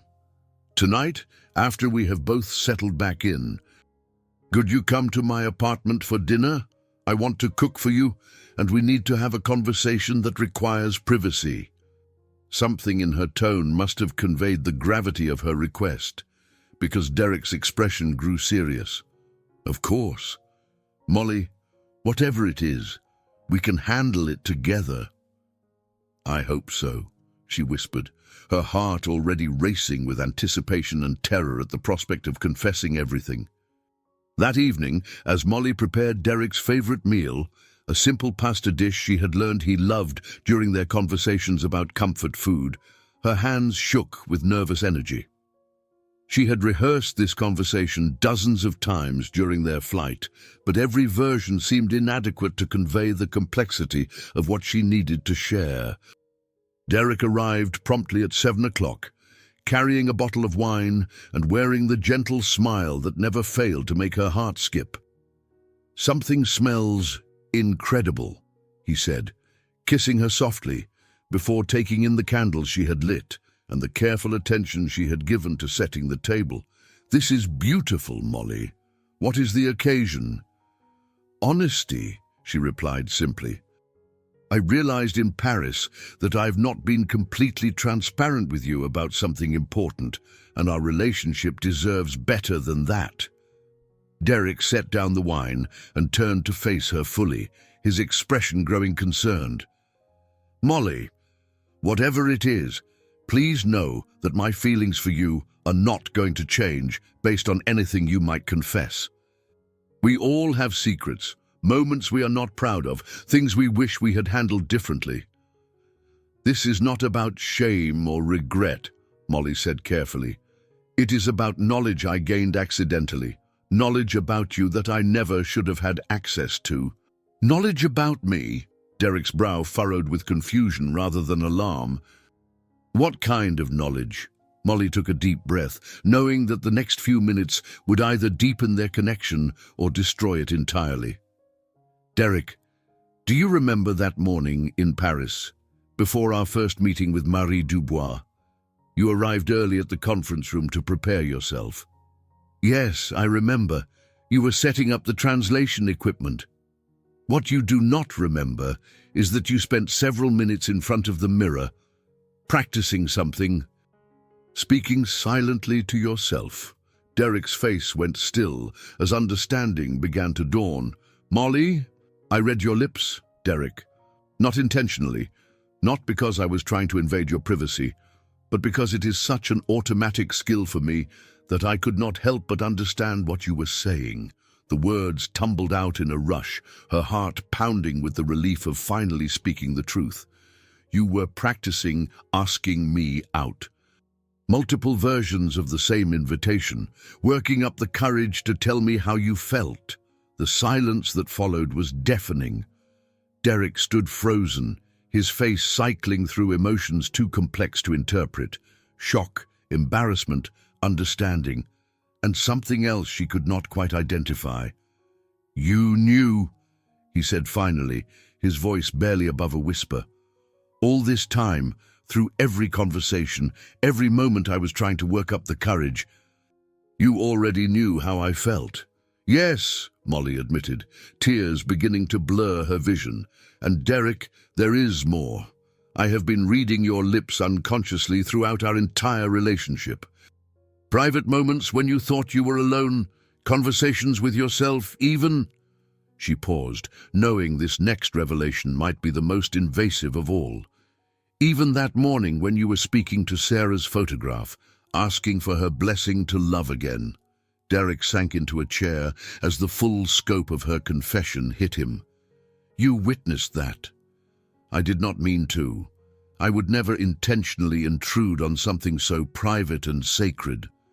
But once I started reading your lips, I could not simply turn off the skill. It became automatic, unconscious. So when I finally asked you to dinner in Paris, when I told you I was falling in love with you—" Derek's voice trailed off as he processed the implications. "I already knew everything you were going to say," Molly finished quietly. "Not just the words, but the courage it took to say them, the private struggles that led to that moment, the conversations with Sarah's memory that gave you permission to love again." Derek was quiet for so long that Molly began to fear the worst. When he finally looked up at her, his eyes were filled with a mixture of hurt and confusion that broke her heart. "I feel so exposed," he said slowly. "All those private moments, all those times I thought I was alone with my thoughts and feelings, you were witnessing them without my knowledge or consent." "I know," Molly said, tears now flowing freely. "I know how violated you must feel, and I am so terribly sorry. I should have told you immediately after it happened, but I was afraid of losing you before we even had a chance to begin." "Molly," Derek said, his voice heavy with emotion, "I need some time to process this, to understand what this means for us, for everything we have shared." "Of course," she whispered, though the words felt like a death sentence. "Take all the time you need." Derek stood slowly, his movements careful and deliberate. "I care about you deeply, more than I have cared about anyone since Sarah, but I need to figure out how I feel about this revelation, about what it means for trust and privacy in our relationship." As he moved toward the door, Molly found her voice one last time. "Derek, please know that everything I witnessed only made me love you more. Your gentleness, your integrity, your courage in learning to love again. Seeing those qualities in your most private moments showed me the depth of your character in ways that ordinary courtship never could have." Derek paused with his hand on the doorknob, his back still turned to her. "I believe that you never intended to invade my privacy, and I believe that your feelings are genuine. But Molly, the foundation of trust in any relationship is the knowledge that your private thoughts and moments are truly private. I need to figure out how to reconcile your violation of that privacy, however accidental, with my feelings for you." The door closed behind him with a soft click that echoed like thunder in Molly's apartment. She stood alone in her carefully prepared dining room, surrounded by the remnants of a romantic dinner that had instead become a confession that might have cost her the love of her life. As she blew out the candles and cleared the untouched meal, Molly reflected on the crushing irony of her situation. Her unique ability to understand Derek's unspoken thoughts and feelings had given her the deepest appreciation for his character. But it had also created a barrier to the very trust and intimacy she had hoped to build with him.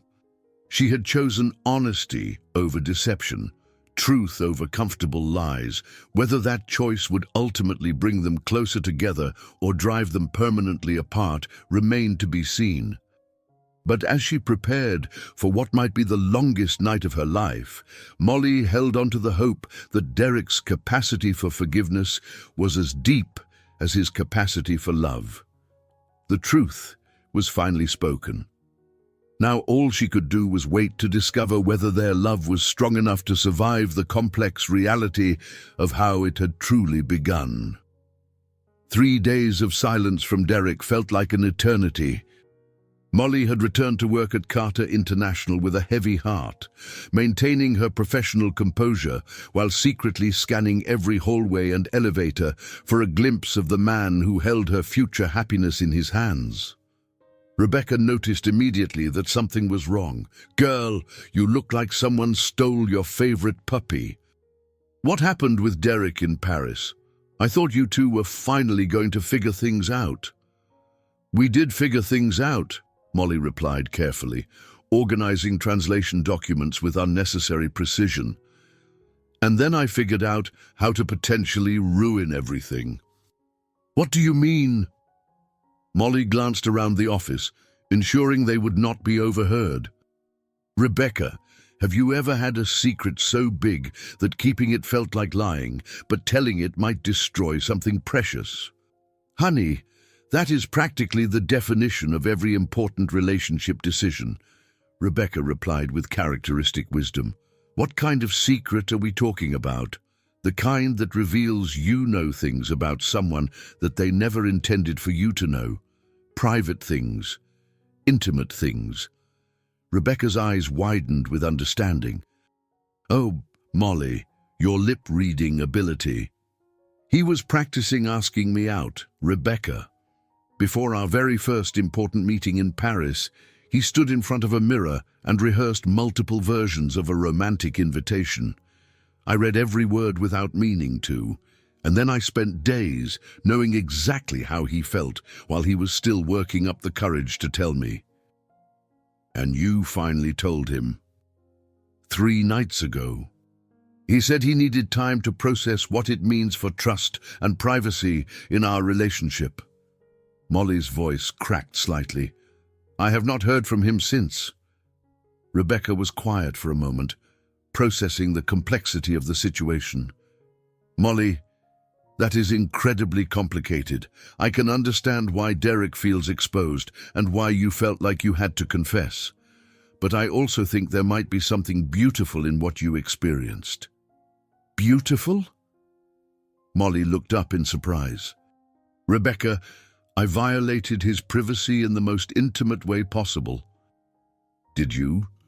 Or did you accidentally witness the most genuine version of someone you care about? Rebecca leaned forward, her expression thoughtful. Think about it, Molly. Most relationships begin with people presenting their best selves, hiding their insecurities and doubts. You got to see Derek at his most vulnerable and authentic, and what you saw made you love him more, not less. But he did not consent to that level of intimacy. No, he did not, and that is something you both have to work through. But Molly, the Derek you fell in love with, the thoughtful, careful, deeply feeling man who practiced asking you out because he wanted to get it right. That is who he really is. Your secret knowledge did not create false intimacy. It revealed true character. Before Molly could respond, she noticed a familiar figure approaching their workspace. Derek stood at the edge of their conversation area, his expression unreadable, but his posture suggesting he had been waiting for an appropriate moment to interrupt. "Molly," he said quietly, "could I speak with you privately? My office." "Of course," Molly replied, her heart hammering against her ribs as she gathered her composure and followed Derek through the corridors she had walked countless times before, though never with such uncertainty about her future. Derek's office felt different now, not like the comfortable space where they had planned their Paris trip, but like neutral territory where the fate of their relationship would be decided. He gestured for her to take the chair across from his desk, creating a formal distance that made her chest ache with anxiety.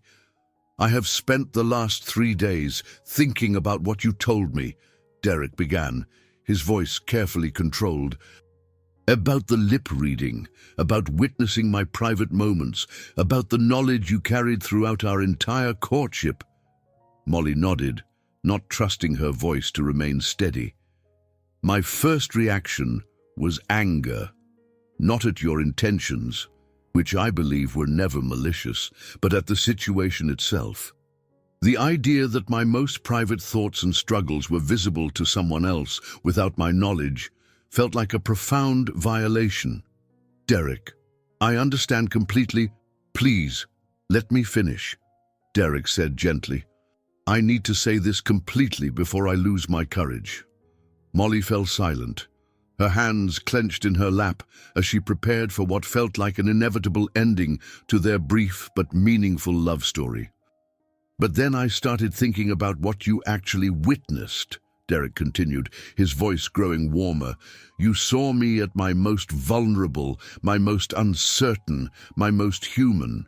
You witnessed my conversations with Sarah's memory, my struggles with guilt about loving again, my careful preparation for every interaction with you because I wanted so desperately to get it right." Derek stood and moved to the window, his back turned to her as he gathered his thoughts. Most relationships begin with people hiding their flaws and insecurities, presenting idealized versions of themselves. But you, Molly, you fell in love with me after seeing me at my most exposed and authentic. "I did," Molly whispered. "Everything I witnessed only made me love you more." Derek turned back to face her, and for the first time in 3 days, she saw something like hope in his expression. "That is what I finally realized. Your secret knowledge was not about manipulation or deception. It was about seeing me completely, my strengths and my vulnerabilities, my confidence and my fears, and choosing to love all of it." "Derek," Molly began, hardly daring to believe what she was hearing. "I'm still struggling with the privacy aspect," Derek admitted honestly. "The idea that you have ongoing access to my unspoken thoughts feels overwhelming.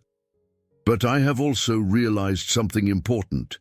The man you saw in those private moments, the man who practiced asking you out and sought his late wife's blessing to love again, that is who I really am.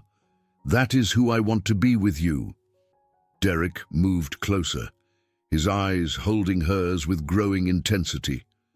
"Molly, what you witnessed was not some false version of myself.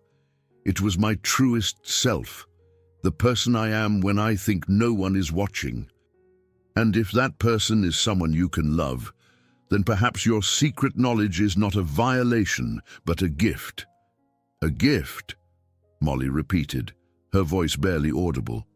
The gift of knowing that my feelings for you are genuine, that my love is not performance or pretense, but the authentic emotion of a man who has found someone worth the risk of opening his heart again.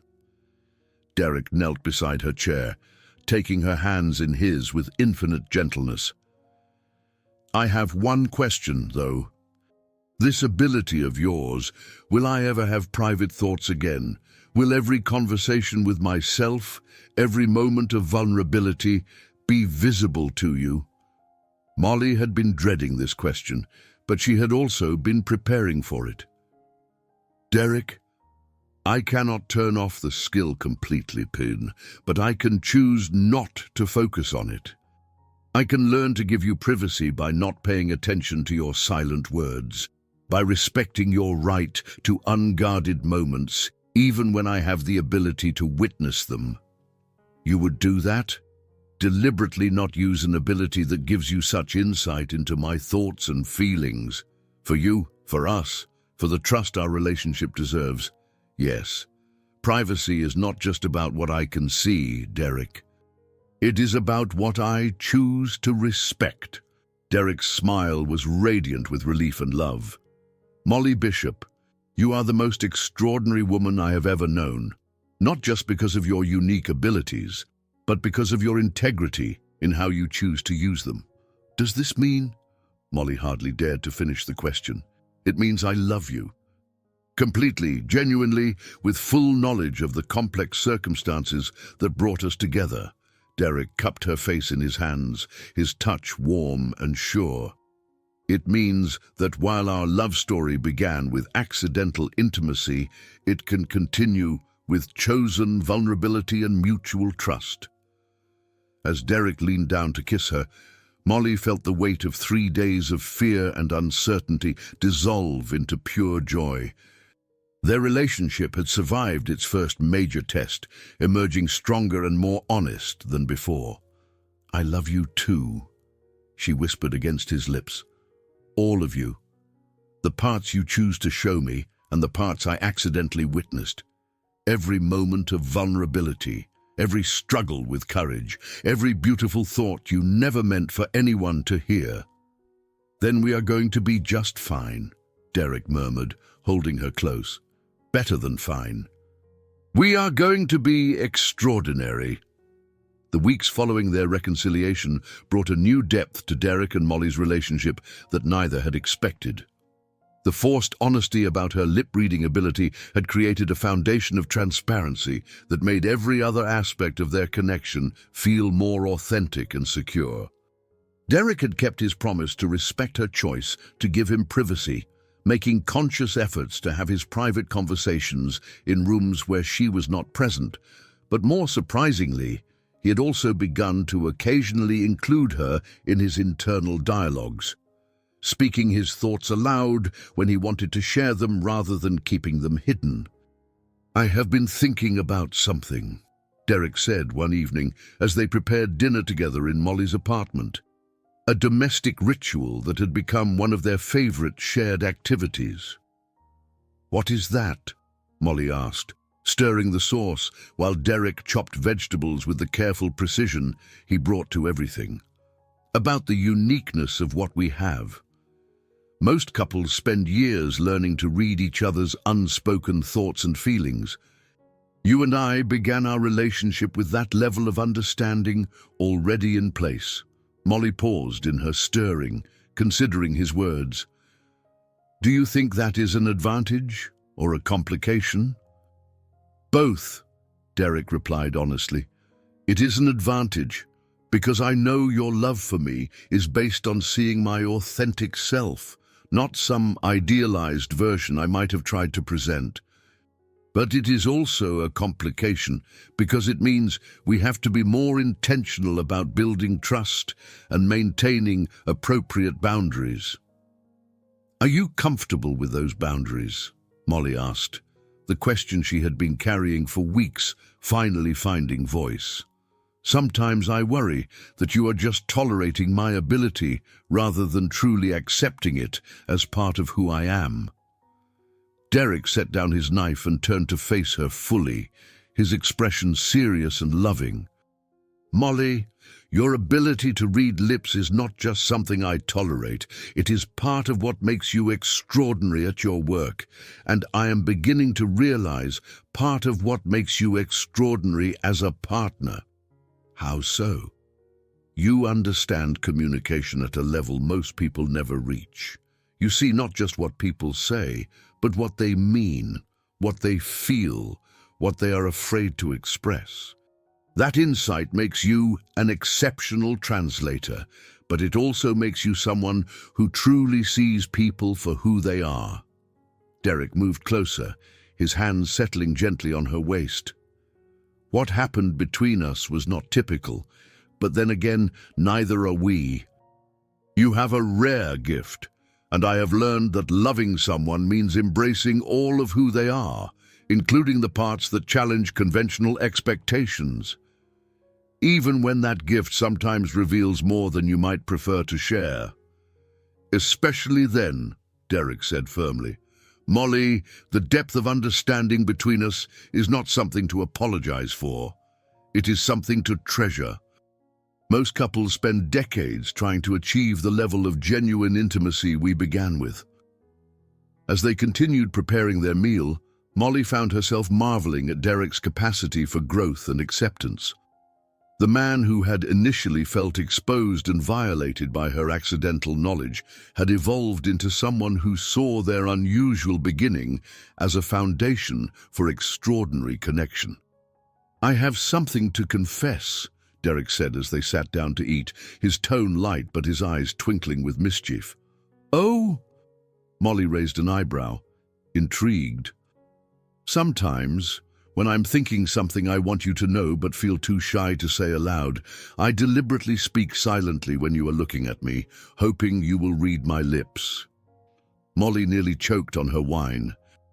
Derek Carter, are you telling me you have been intentionally using my lip-reading ability for romantic communication? Maybe, Derek grinned, looking pleased with himself. Is that terrible of me? It is brilliant. Molly laughed, delighted by this unexpected revelation. What kinds of things have you been silently telling me? Oh, little things. You look beautiful when you're concentrating on work. I love watching you laugh when you're talking with Rebecca. I cannot wait to kiss you during particularly long meetings. Derek, Molly felt her cheeks warm with pleasure and amazement. I noticed you speaking silently sometimes, but I have been trying so hard to respect your privacy that I deliberately looked away. Well, from now on, when I want you to read my lips, I will give you some kind of signal. A little gesture that lets you know I am sharing, rather than having a private thought. What kind of signal? Derek demonstrated by touching his heart briefly, then speaking silently, I love you, Molly Bishop. Perfect, Molly said, her heart swelling with affection for this man who continued to surprise her with his creativity and thoughtfulness. And I love you too, Derek Carter. That evening, as they settled onto Molly's couch to watch a movie, Derek suddenly turned to her with an expression of wonder. I just realized something incredible. What? We have created our own private language, a way of communicating that is unique to us, that no one else in the world shares. Your lip-reading ability, combined with my willingness to speak silently, it is like having our own secret code for love. Molly had never thought of it that way, but Derek was absolutely right. What had begun as an accidental invasion of privacy had evolved into the most intimate form of communication she had ever experienced with another person. We are rather extraordinary, are not we? She said, snuggling closer to him on the couch. We are unprecedented, Derek agreed, pressing a kiss to the top of her head. "And I cannot wait to see what other unique aspects of our relationship we discover as we continue growing together." As the movie played in the background, Molly reflected on the remarkable journey that had brought them to this moment. What had started as a professional working relationship had become something she had never dared to imagine. A love story built on the deepest possible understanding, acceptance, and appreciation for each other's authentic selves. Their beginning might have been unconventional, but their future stretched ahead of them bright with possibility, built on a foundation of trust, honesty, and the kind of rare connection that most people could only dream of finding. "Derek," she said softly, looking up at him with eyes full of love and gratitude. "Yes? Thank you for seeing my secret knowledge as a gift rather than a violation. Thank you for understanding that love sometimes comes in unexpected forms." "Thank you," Derek replied, "for showing me that the most beautiful relationships are built not on perfect communication, but on perfect understanding." "And Molly?" "Yes." Derek touched his heart briefly, then spoke silently, his eyes holding hers with infinite tenderness. "You are my greatest adventure, my deepest joy, and my most precious gift." Reading his lips, Molly felt her heart soar with happiness as she whispered aloud, "And you are mine." Spring arrived in Chicago with unusual warmth, filling the city with the energy of renewal and fresh beginnings. For Derek and Molly, the changing season seemed to mirror the evolution of their relationship, from its complex beginning to something beautifully settled and secure. They had been together for 6 months now, navigating the transition from colleagues to partners with a grace that surprised even them. The office had accepted their relationship with minimal drama, largely because Derek's transparent approach to the situation and Molly's continued professional excellence made it clear that their personal connection only enhanced their collaborative work. It was during a quiet Saturday morning in Derek's Lincoln Park townhouse that the conversation Molly had been both anticipating and dreading finally arrived. They were reading the newspaper together over coffee, enjoying the domestic tranquility that had become one of their greatest pleasures. When Derek set down his section and looked at her with an expression she had learned to recognize as his important conversation face. "Molly, I have been thinking about something and I would like to discuss it with you." "Of course," she replied, setting aside her own reading to give him her full attention. "We have been together for 6 months now, and in that time we have built something extraordinary. Not just romantic love, but genuine partnership. The kind of connection I had with Sarah, but different, uniquely ours." Molly nodded, her heart beginning to race as she sensed the direction of his thoughts. "I know it might seem soon to some people," Derek continued, "but I have learned that when you find the right person, the right partnership, timing becomes less important than certainty. And Molly, I am completely certain about us." "Derek," she began, hardly daring to hope. "I want to marry you," Derek said simply, his voice warm with conviction. "Not because I am trying to recreate what I had before, but because I want to build something new and beautiful with you. I want our unique communication, our extraordinary understanding, our partnership in all things. I want it to be permanent." Molly felt tears spring to her eyes as the full meaning of his words settled over her. "Are you asking me to marry you?" "Not yet," Derek said with a gentle smile. "First, I wanted to talk about what marriage would mean for us, given the unique circumstances of our relationship. I want to make sure we are both completely ready for that level of commitment." "What do you mean?" Derek reached across the table to take her hands, his touch warm and reassuring. "Molly, your ability to read my lips will not disappear after we are married. If anything, the intimacy of marriage might make those moments of accidental knowledge even more frequent. I want to make sure you are comfortable with that reality, and that we have established boundaries that work for both of us. Have you been worried about this? Molly asked, touched by his thoughtfulness. Not worried, exactly. But I want our marriage to be built on complete honesty about who we are and how we communicate. Your lip-reading ability is part of you, part of us. I do not want you to ever feel like you have to hide or suppress that part of yourself for my comfort. Molly felt her love for Derek deepen even further as she realized the depth of his acceptance and understanding. What are you suggesting? I am suggesting that we create our own rules for how we want to handle this unique aspect of our relationship. Maybe sometimes I will want complete privacy for my thoughts, and I will let you know that. Maybe other times I will deliberately include you in my internal conversations because I value your insight. Maybe we will develop even more ways to use your ability as a tool for deeper connection rather than a source of anxiety. Derek? That sounds beautiful.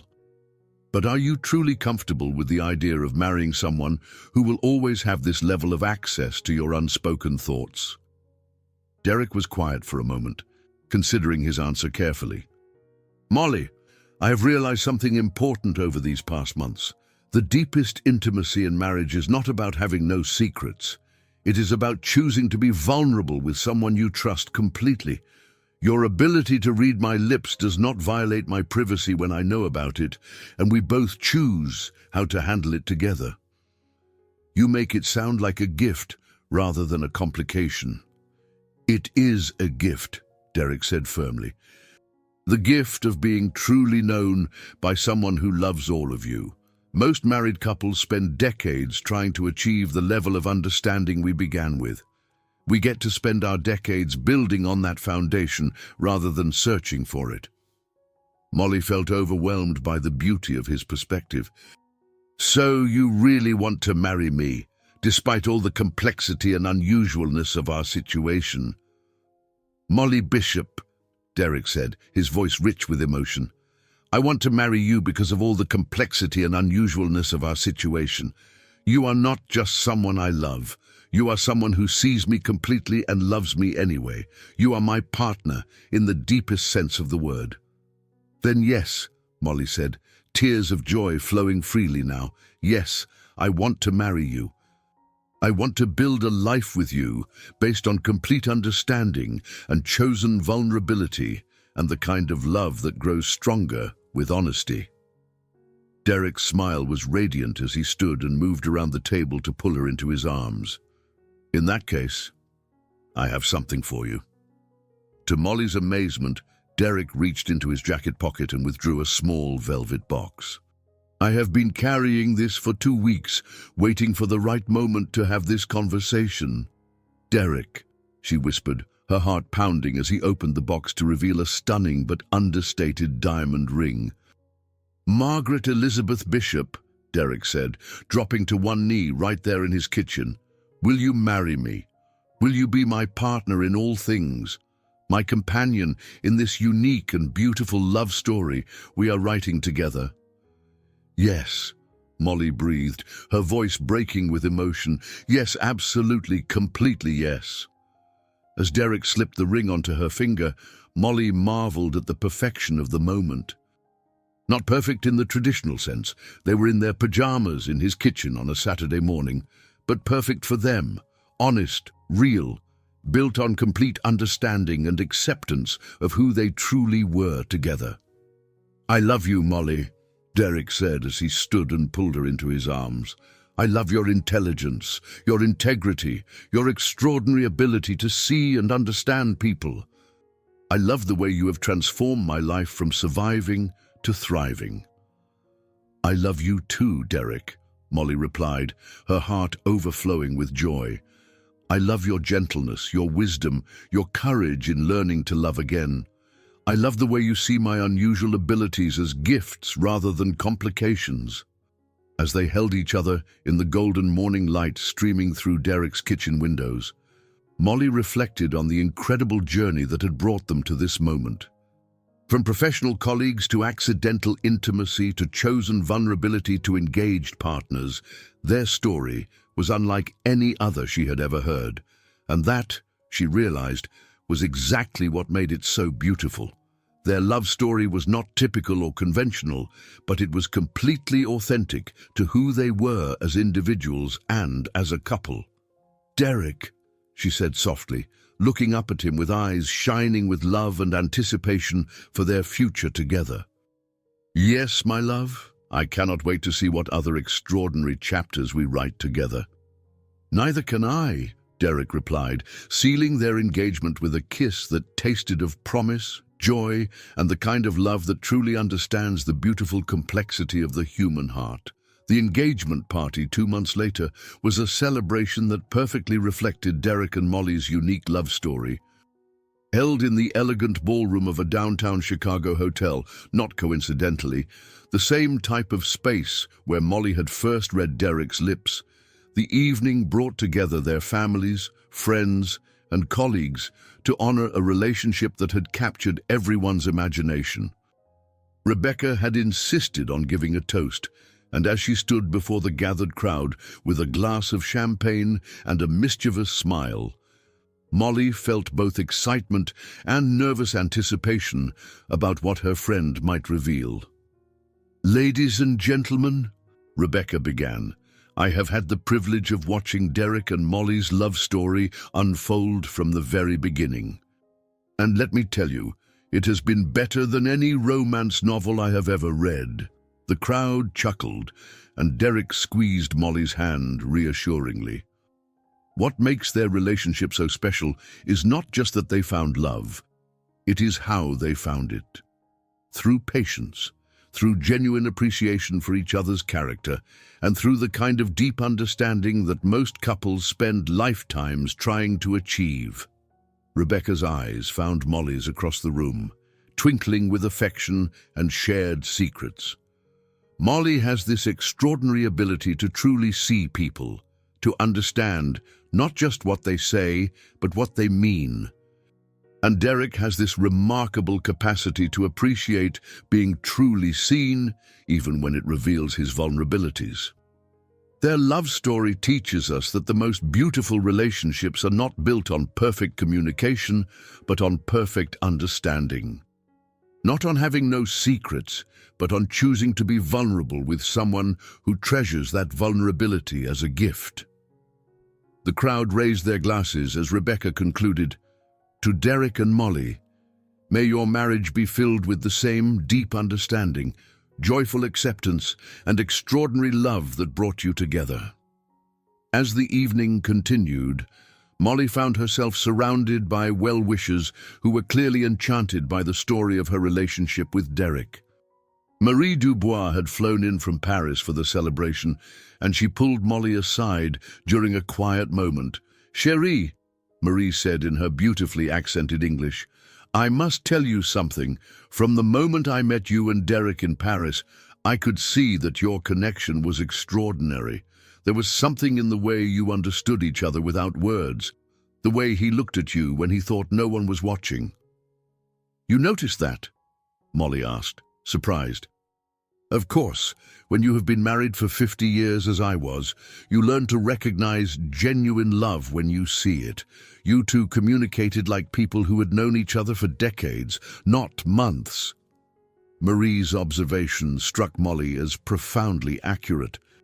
She and Derek did communicate like longtime partners, largely because her accidental insight into his private thoughts had accelerated their understanding of each other far beyond the normal timeline of romantic relationships. "There is something magical about finding someone who truly sees you," Marie continued. "My husband Pierre and I used to say that the greatest gift in marriage is not being loved for who you pretend to be, but being loved for who you actually are in all your imperfect humanity." "That is beautiful," Molly said, touched by the wisdom. "And that, ma chérie, is what you and Derek have found. I could see it in Paris, and I can see it even more clearly tonight. You love each other's authentic selves, not some idealized version. As the evening wound down, Derek found Molly on the hotel's terrace, where she had stepped out for a moment of quiet reflection. The Chicago skyline glittered before them, and the spring air carried the scent of blooming flowers from the hotel's gardens. "Happy?"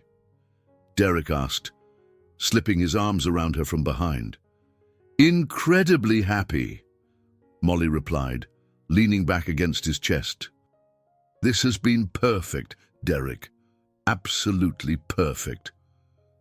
"I have been thinking about what Rebecca said in her toast," Derek murmured against her ear, "about how our love story is built on perfect understanding rather than perfect communication." "What about it?" "I think she was right, but I also think there is more to it than that. Our understanding is perfect because it includes acceptance of imperfection. You have seen me at my most vulnerable, most uncertain, most human, and you loved me more because of it, not despite it." Molly turned in his arms to face him, her heart swelling with renewed appreciation for his insight. "And you accepted my unusual abilities, not as something to tolerate, but as something that makes our connection deeper and more authentic." "Exactly. We do not love each other despite our complexities, Molly. We love each other because of them." Derek touched his heart briefly, their signal, and spoke silently. "You are my greatest blessing, my deepest joy, my most treasured gift." Reading his lips, Molly felt tears of happiness spring to her eyes. Even now, months after developing their private communication system, the intimacy of their silent conversations never failed to move her. "And you are mine," she whispered aloud, then touched her own heart and spoke silently in return. "Thank you for seeing my secret knowledge as a gift rather than a burden." Derek's smile was radiant as he read her lips. "Thank you for using your extraordinary abilities to love me more completely than I ever thought possible." As they stood together on the terrace, surrounded by the lights of the city and the warmth of their love, Molly reflected on the incredible journey that had brought them to this moment. From professional colleagues to accidental intimacy, to chosen vulnerability, to engaged partners preparing for marriage, their story was a testament to the power of understanding, acceptance, and the courage to love authentically. "Derek," she said softly, "do you ever wonder what would have happened if I had never read your lips that morning in Paris? If our relationship had developed in a more conventional way?" Derek considered the question thoughtfully. "Sometimes. But then I remember that everything about us is unconventional. Molly, your extraordinary abilities, my journey from grief to new love, our partnership that transcends typical boundaries between personal and professional, none of it fits standard patterns. And you are glad about that. I am grateful for every unconventional aspect of our relationship," Derek said firmly, "because conventional would not have been us. What we have, this deep understanding, this unique communication, this love that grew from seeing each other's authentic selves, this is exactly what we were meant to find together." "I love you, Derek Carter," Molly said, her voice rich with emotion and certainty. "I love you too, Molly Bishop," Derek replied, "soon to be Molly Carter if you decide to take my name." "Actually," Molly said with a smile, "I was thinking Molly Bishop Carter. I want to honor both who I was when you fell in love with me and who I am becoming as your wife." "Perfect," Derek agreed, sealing their decision with a kiss that tasted of champion, spring flowers, and the promise of a lifetime of extraordinary love.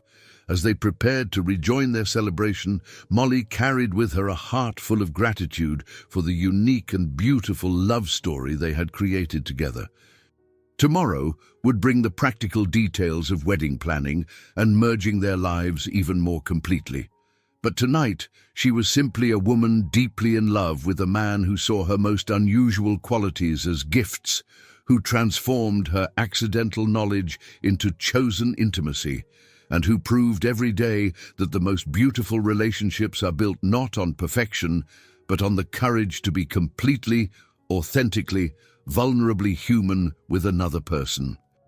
Their love story was extraordinary, precisely because it was theirs, unique, complex, built on deep understanding and radical acceptance of each other's authentic selves.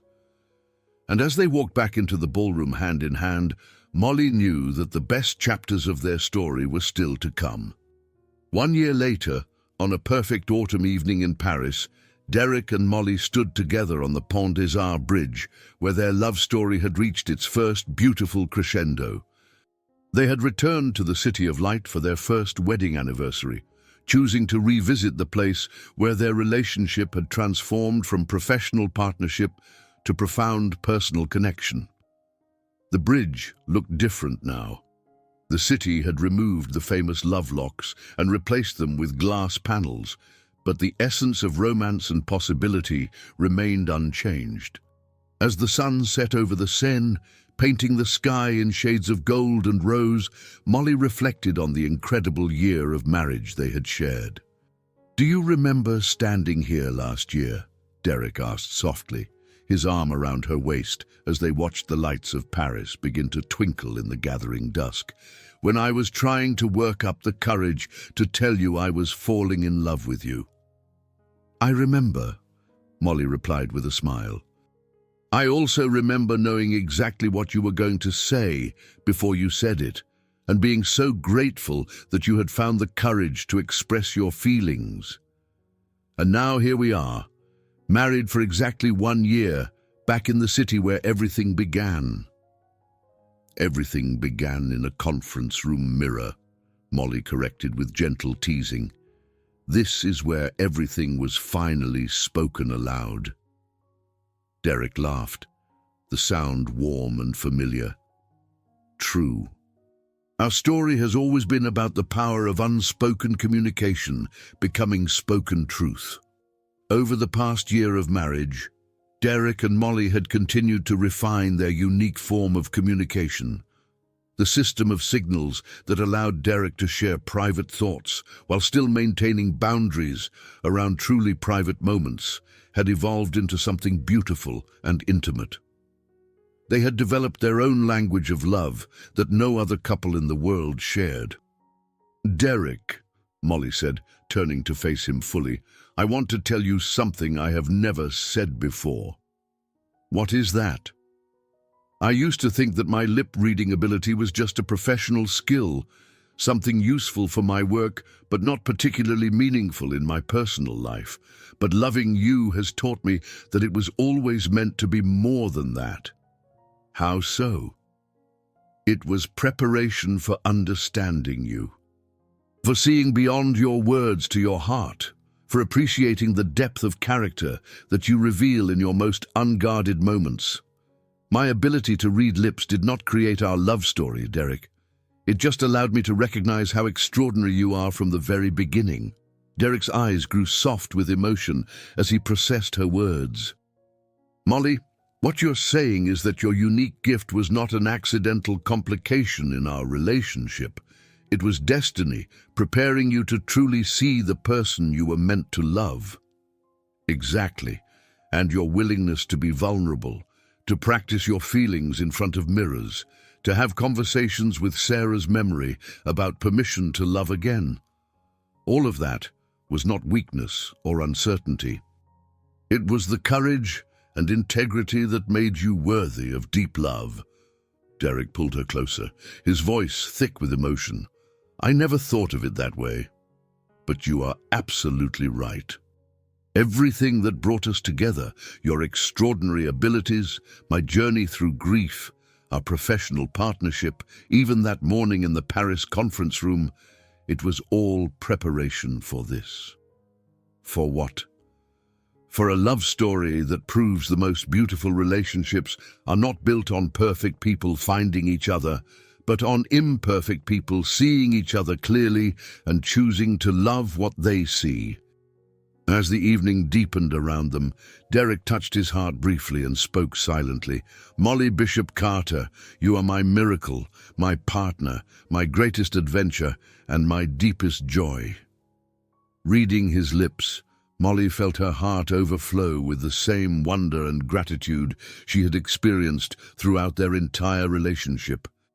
"And you, Derek Carter, are my safe harbor, my greatest love, and my proof that sometimes the most extraordinary gifts come in the most unexpected ways." "I have something for you," Derek said, reaching into his jacket pocket with a smile that suggested he had been planning this moment carefully. "Derek, what?" "1 year ago, I gave you an engagement ring in my kitchen on a Saturday morning in our pajamas," Derek said, withdrawing a small velvet box. "Tonight, in the city where our love story truly began, I want to give you something else." Derek opened the box to reveal a delicate necklace with a pendant shaped like an antique key. "This key represents all the secrets you have kept, all the private moments you have treasured, all the ways you have used your extraordinary abilities to love me more deeply, rather than to invade my privacy." "Derek, it is beautiful," Molly whispered, tears springing to her eyes. "But more than that," Derek continued, fastening the necklace around her neck with gentle hands, "it represents the key to my heart, which you have held from the moment you chose honesty over deception, truth over comfortable lies, and love over fear." As the necklace settled against her throat, Molly felt the weight of it like a physical reminder of the trust and love they had built together. "I will treasure this always, and I will treasure you always," Derek replied, "exactly as you are, with all your extraordinary gifts and beautiful complexities." They stood together in comfortable silence, watching the lights of Paris reflect on the Seine below them. Around them, other couples shared quiet conversations and romantic moments, but Molly knew that none of them had a love story quite like theirs. "Derek," she said finally, "what do you think our story teaches other people about love?" Derek considered the question thoughtfully. "I think it teaches that the most beautiful relationships are not built on perfection, but on perfect acceptance. That love is not about finding someone who never challenges you, but finding someone whose challenges make you better. That the deepest intimacy comes not from having no secrets, but from choosing to be vulnerable with someone who treasures that vulnerability. And that sometimes," Molly added, "the most extraordinary gifts come in the most unexpected packages. Your grief taught you how to love deeply. My unusual ability taught me how to see clearly. Together, they created something neither of us could have achieved alone. Our love story is proof that there is no single right way to find love," Derek agreed. "Some people meet at coffee shops or through dating apps or at work. We met through accidental intimacy and chose to transform it into chosen vulnerability. And we are living proof that it worked beautifully."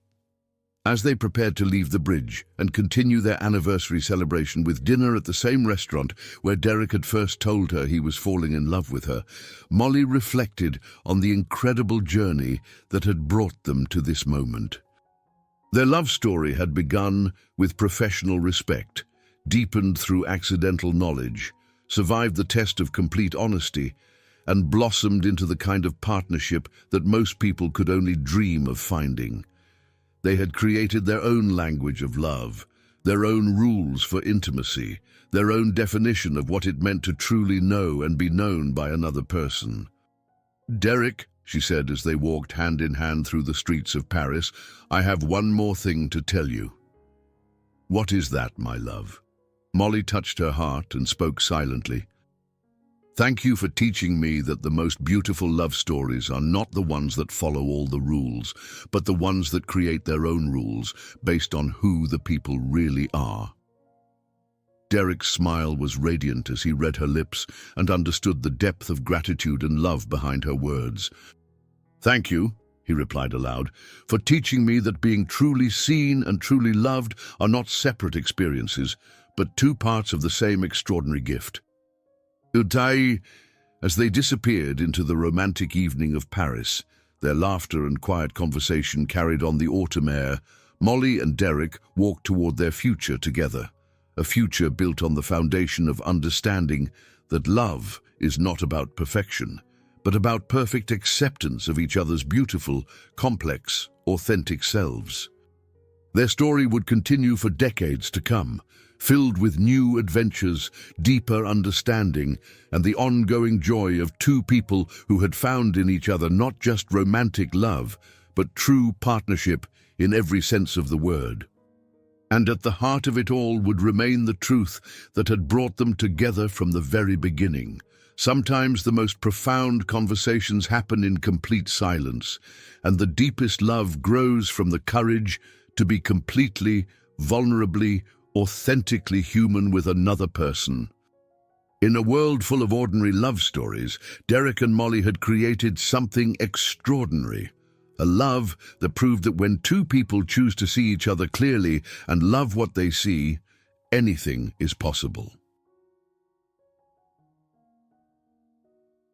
I hope you enjoyed today's story.